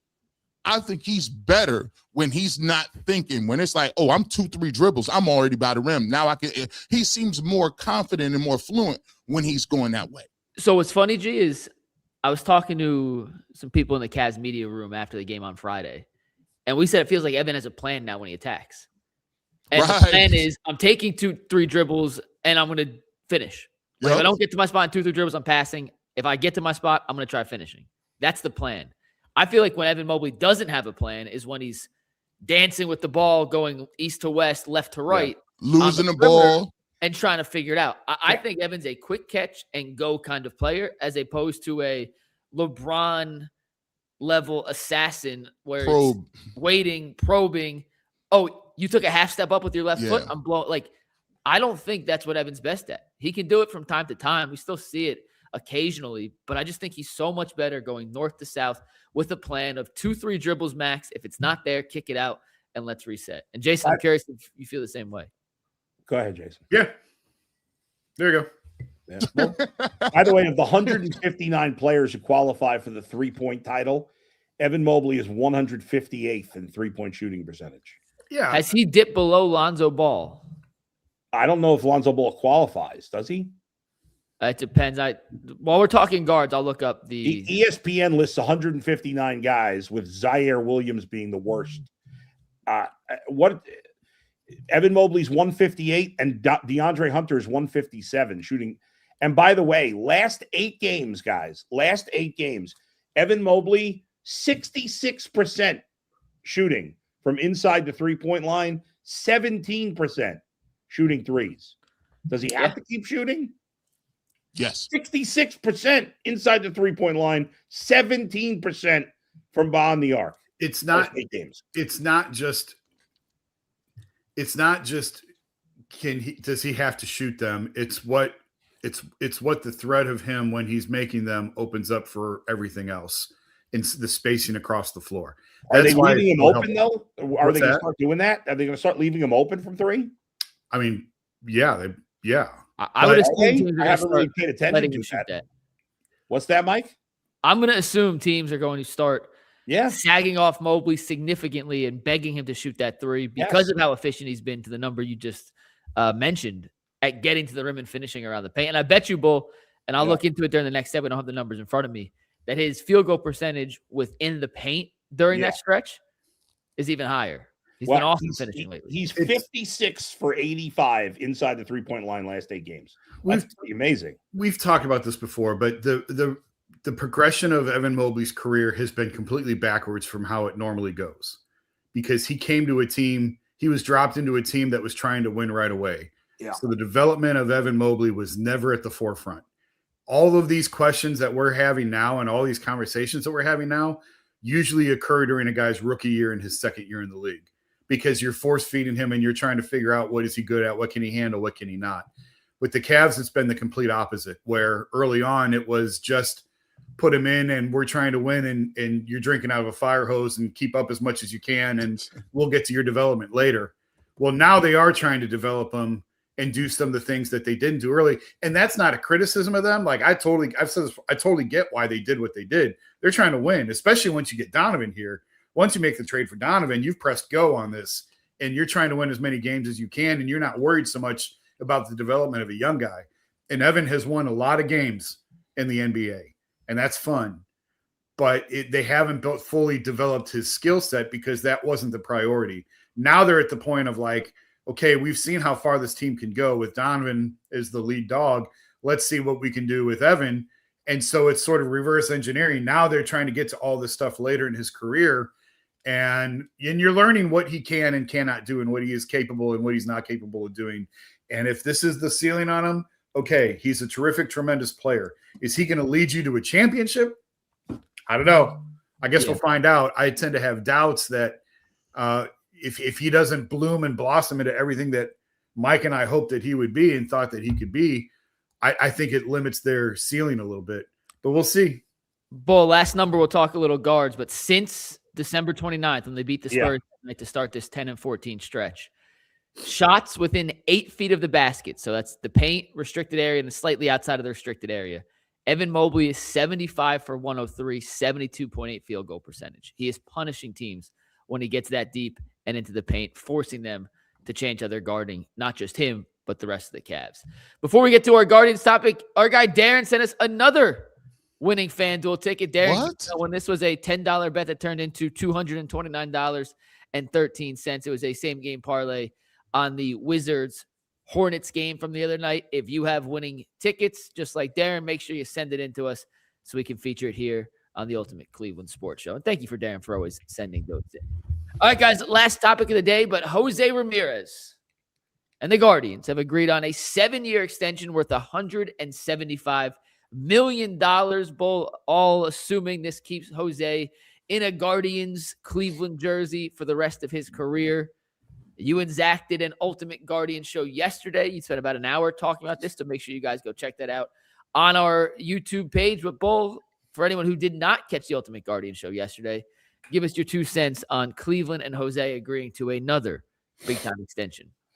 Yeah, this is a great move by the Guardians. And Jose Ramirez, it's unbelievable. You know, you have players in all sports talk about, you know, they always say it's not about the money. You hear players say that all the time when they sign a contract. And Jose Ramirez is the one player, maybe the only player that I can ever think of, that for his whole career, every contract he has signed was not about the money. Did he get paid well compared to most human beings? Of course he did. Is his family set for life? If they're even semi-smart with the money, of course they are. But if Jose, think about the money that has been spent in free agency the last couple of years.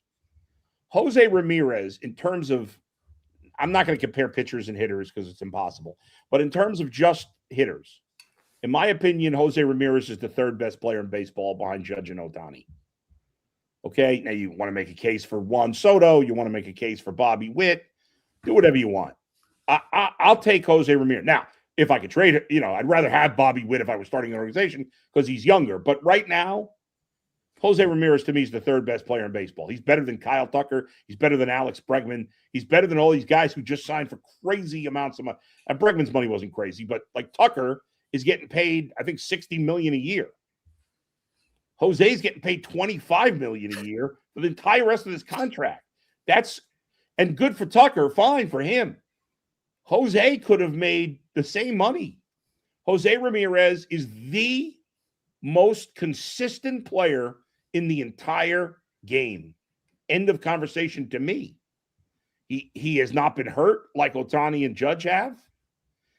He plays great defense. He's a great base runner. He hits for power. He hits for average. He doesn't strike out a lot. He's a great locker room guy.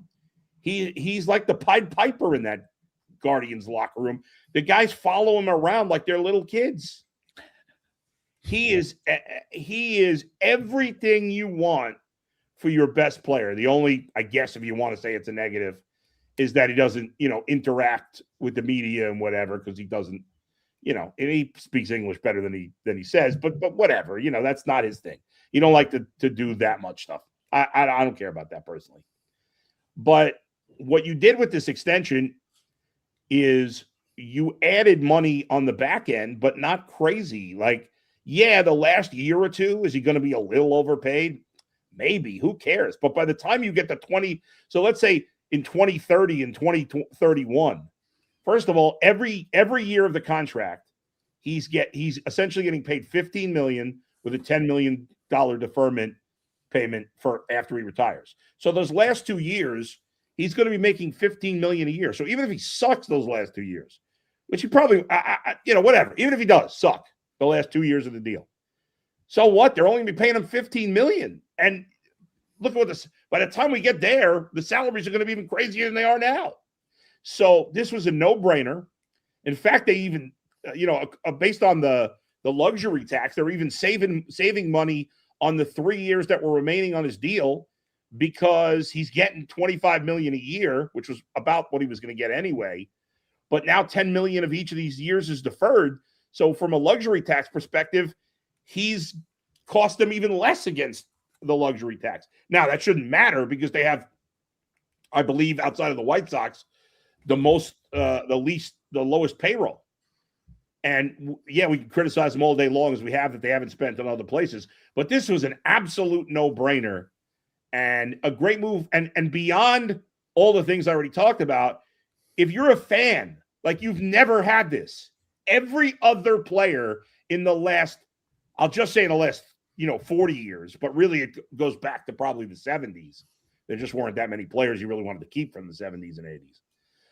But in my entire life, the Indians/Guardians have never had a great player spend their entire career here.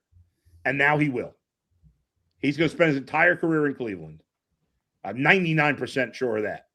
And so I think does that anymore in any sport. Very few. It's very rare these days. Kobe with the Lakers. Tim Duncan. Derek Jeter. Tim Duncan. Jeter. Rivera. Dirk. It's rare, period. It's even rarer in baseball. And it's even rarer in baseball on a non-big spending team. You saw Joe Mauer with Minnesota spend his whole career there. But this is very, very rare. Yeah. I can't even think of I'm trying to think of like all my favorite Cubs players over the year. Ryan Sandberg originally came up with Philly, so he played like a cup of coffee with the Phillies before. Andre Dawson played other places, Mark Race other places, Fergie Jenkins, like all these guys, even in the big market Cubs, everybody from the 2016 Cubs team played somewhere else after. So, I mean, this is crazy, and it's great, and it's, and they owe it to them to now spend. But I don't want to get mad at them on this in this stretch, because I love the move, and there's just, to me, no downside to it at all. It's great. Jason, can you tell me where this money came from? They're not spending any more money. I'm just saying, should I get excited because they paid him this money, so now maybe some other money coming around? No, the money came from David Blitzer, because he's going to be responsible for it. By the time you get to the end of the deal, it's Blitzer's pocket. That's true. Okay. So this really has very little to do with the Dolans. This is really about David Blitzer in the end of that contract. And Bull, to your point, he's making $25 million at the end of the deal. Really $15 million. I just looked it up real quick. Miguel Cabrera was making $32 million at the end of his deal. That was an anchor on the Tigers. Yeah. Pujols was making like $30 million at the end of his deal. That was an anchor. Yeah. This should not be an anchor, even if he's not. He's going to play till he's 40. If he fulfills this entire contract, right, he's going to play till he's 40. Yeah. And he was, I think, 16 when they signed him. Yep. It's funny because the Guardians built this academy in the Dominican, and he is like the gold standard. He's the prize pupil to come through their Dominican academy. And he alone has made it the entire investment worth it. And they've had other players come through that were supposed to be impact players. I think Valera, we'll wait and see on him. They've had other guys that have come that wave should be hitting right about now.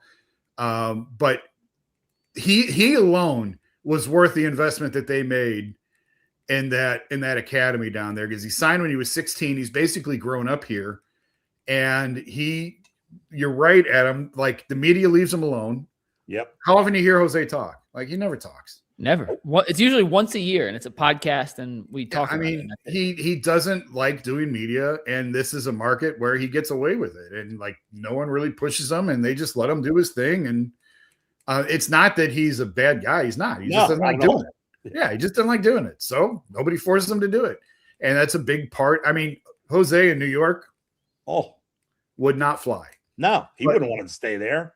So By the they- way, by the time he retires, and some of these things he's going to do in the next year or two, he will be very likely the all-time Indians/Guardians leader in games played, at-bats, runs, hits, doubles, home runs, RBIs, stolen bases. I think he might not catch Kenny Lofton, but I bet he will. And will he get there in walks? Maybe in walks.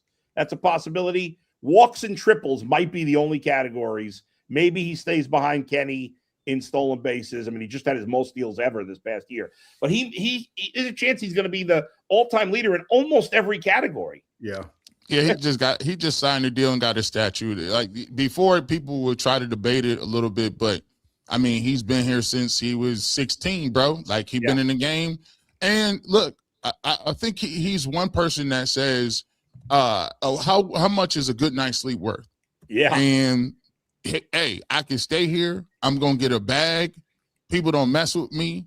I live in if you want to be a star and live like in Cleveland, it's the best of both worlds because it's a smaller city, but it's regular life. Like you see regular people, like you can see an athlete like in some little small nondescript store. And you'd be like, oh, okay, cool. You try that in LA, try that in Miami, try that wherever you are. People don't mess with you, people don't bother you. And if you're good, people still will pull up and have a nice energy level towards you when the team is good. So you get the best of both worlds. And I think he just understood, man, like I could go to New York and have to deal with the media all the time and all the pressure.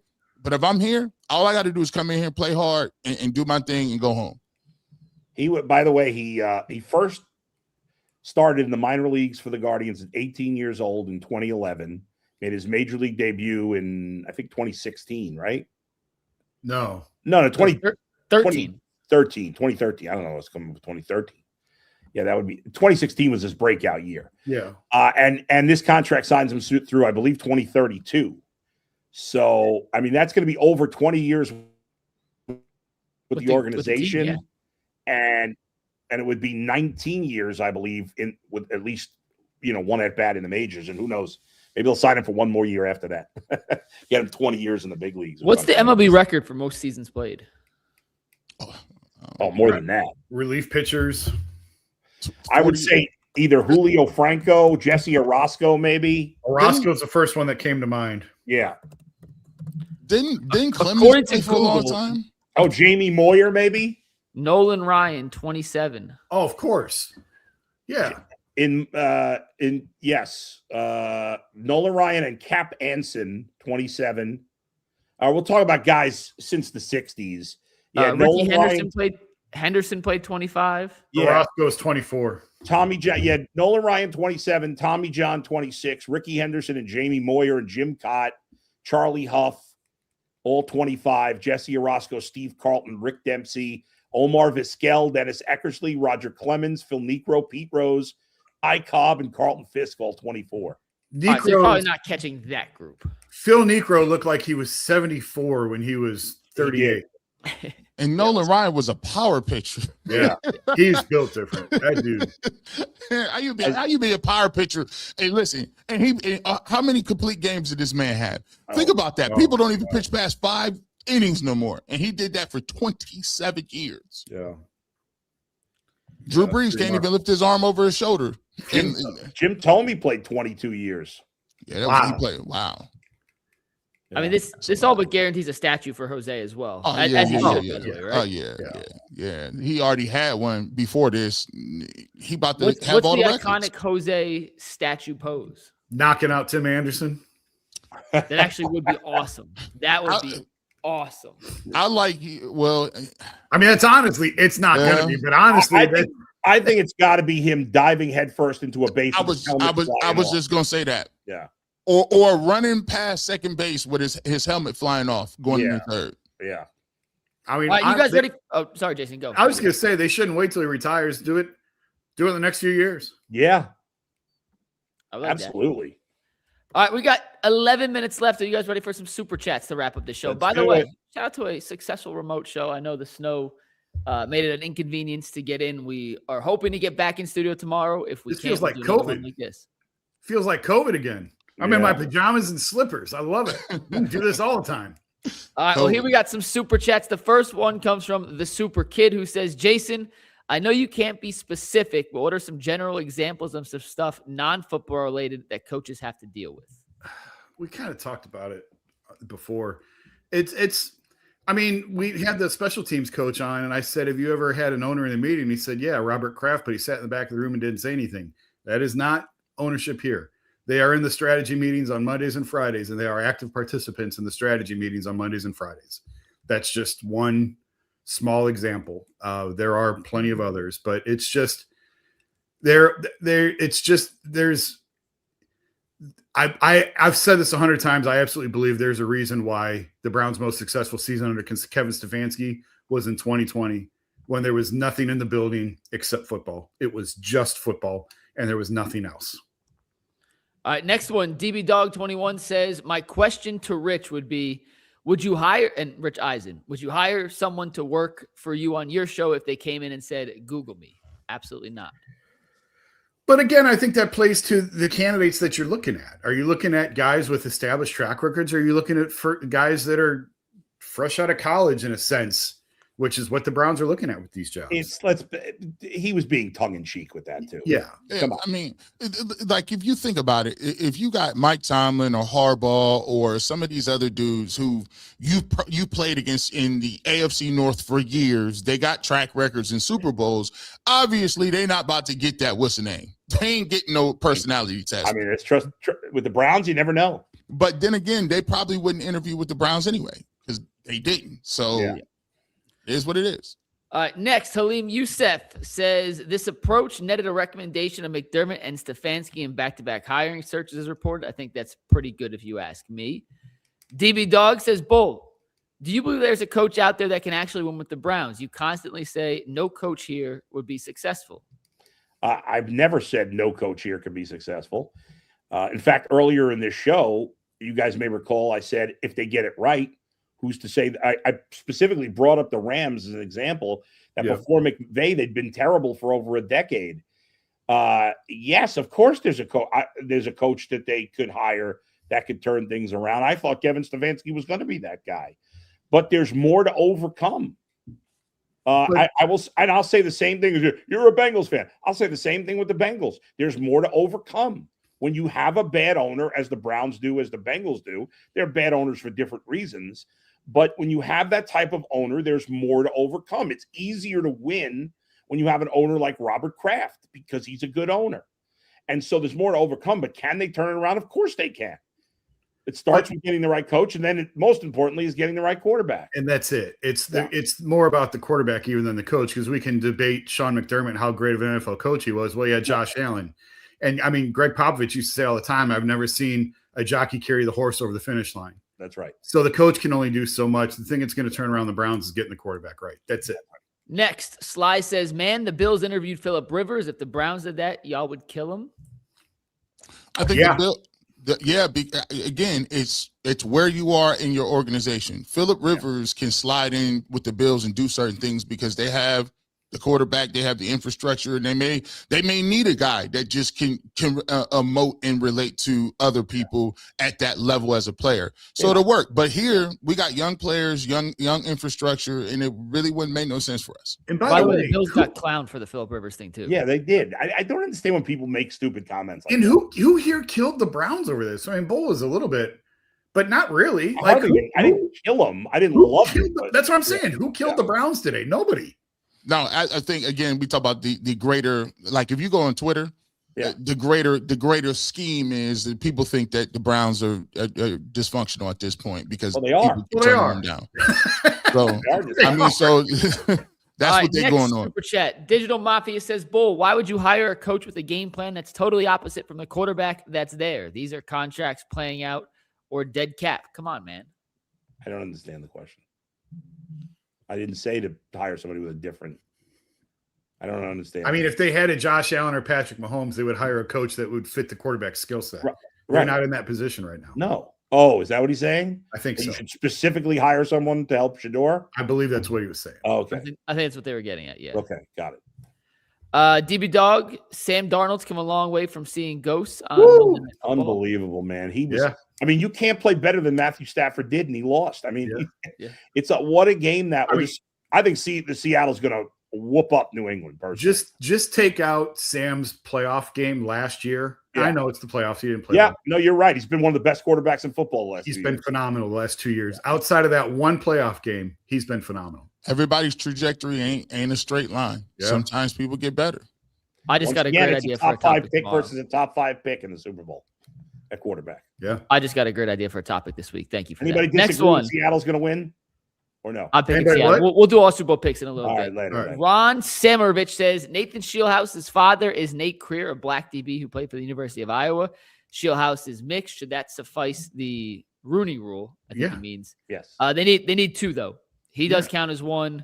They need. I mean, Mike McDonald counts as 1. It's the same situation. What'd you say? Mike McDonald counts as McDaniel. McDaniel. Sorry, Yes. Mike McDaniel counts as Right, and right. he's Yes. same The situation. Browns have satisfied the Rooney rule now at this point. Yes. LSU Tiger says for those who care about facts, Jared Goff's EPA his rookie year was worse than Shedeur's. We Yes. said that. I Jason pointed said that out multiple times. Creative Control Show says Pelissero blamed our hiring process, noticing coaches will have these convos regularly once inside the building. He said that might scare off coaches. Thoughts on the percentage of hiring process versus the QB room being the main reason? I'm assuming it means main reason why coaches are turning them down. I think that the interview process, and I was the one most critical of all of us on it, has little to nothing to do with why guys have turned it down. If they had Josh Allen or Lamar Jackson at Yeah. quarterback, guys would write a 3,000-word essay to come here. Yes. I don't That's disagree. correct. Yeah, no, I think, man, it has a lot to do with who you got on the roster and where you are at that point. Yeah. If you got a better team, better roster, more people will probably sign up for that job. Next one. Black Acre, White Acre says Bull. Shedeur is college educated. Easy writing. Essay writing. Essay writing. Essay write. What did I say? Oh, because I said they're going to make him. essay writing. Yes. I was yes. joking about them making the new coach making the quarterbacks write an essay. And They will do a Sly rookie says show, Dolan though. will probably make Jose build his own statue. He probably can't afford it. It's just like Mike Brown made. Did you see this? Like he was making when Boomer Esiason and Ickey Woods was supposed to come back for like a Hall of Fame and Bengals induction ceremony. They were making them pay for their own hotel rooms. Like So how ridiculous. disgraceful! What a effing clown Mike Brown is. All right, they really did that, Bull. That's true. Yeah, Boomer talked about it on the air. They Yeah. reserved a group of for a discount, but you had to pay for your own. Can you imagine? So it was like the wedding block where Yes, they reserve right. a few It's rooms exactly so you what get it was. a It's just so what a- pathetic. Or What a or if disgrace. Kudos oh, to Jimmy. He wouldn't Oof. do that. I'll give him that. man, that's crazy. Pathetic. That's Just sad. he ain't got no money laying around. Like, how could you even notice that I minimum mean, he's amount of got money? money. He just paid Joe Burrow and Chase and Higgins. I mean, you got to have money. I mean, it's a couple. It's 2,000 tops, right? I mean, that's crazy. It's crazy. Tops. Yeah, it's just embarrassing. Shout out to him, man. He knows crazy work. All right, we got about a minute and a half left, guys. The Cavs are at home against the Magic tonight. They just played them on Saturday in Orlando. They're back. Every time we give the Cavs credit, Bull, they lay a stinker the next night. I was honestly hesitant to put this topic in. I'm not sure if there's a direct correlation or a tie, but I swear to you guys, over the last 3 weeks, every time I finally try to hype up the Cavs, Yeah. they lay an absolute egg. Do you Yeah. think that trend continues tonight, or will the Cavs buck the trend, beat the Magic, and improve to 11-4 in their last 15 games? I am going to say the Cavaliers win tonight against the Magic, which could be a jinx. Jason? Yeah, Cavs win. I think if they beat Orlando at home. Orlando, it's pretty cold outside. I don't know. Orlando wants to be here. Guys, Yeah, I got go the ahead. Cavs. Gee, Got but the then I got to Cavs. do something real quick. Got the Cavs. Easy money. Mike? I'll be there. I got the Magic. I mean, I got the Cavs. Sorry. Cavs. Cavs win. This is a tweet. You know how I said the Bills is obvious, like there shouldn't even be any discussion on this, that the Bills is the best job available. Is there Of any course. argument for anybody else? No. No. No. This guy, Dame's Dogs, responded on Twitter and said, "You seriously think the Bills have the best job? Question mark, question mark. The quarterback just got his head coach fired for getting 4 turnovers, even though the coach isn't even on offense. Laughing emojis. They just threw Keon Coleman under the bus. If that was the Browns, you guys would still be talking about how bad a look that is." Why do you read I the mean- Twitter I mean- mentions, Bull? It was a terrible look by the Bills owner. Terrible. The owner looks Horrific. like the owner comes off like an idiot, but Yeah. that doesn't change anything. They still You have think Josh he's Allen. being serious? Of course, Still he's have being Josh serious. Wow. Hey, But- it's January, fellas. We got That's going to wrap it up for this remote edition of the Ultimate Cleveland Sports Show. We will see you tomorrow at 11 a.m. Peace. Hasta mañana. deuces.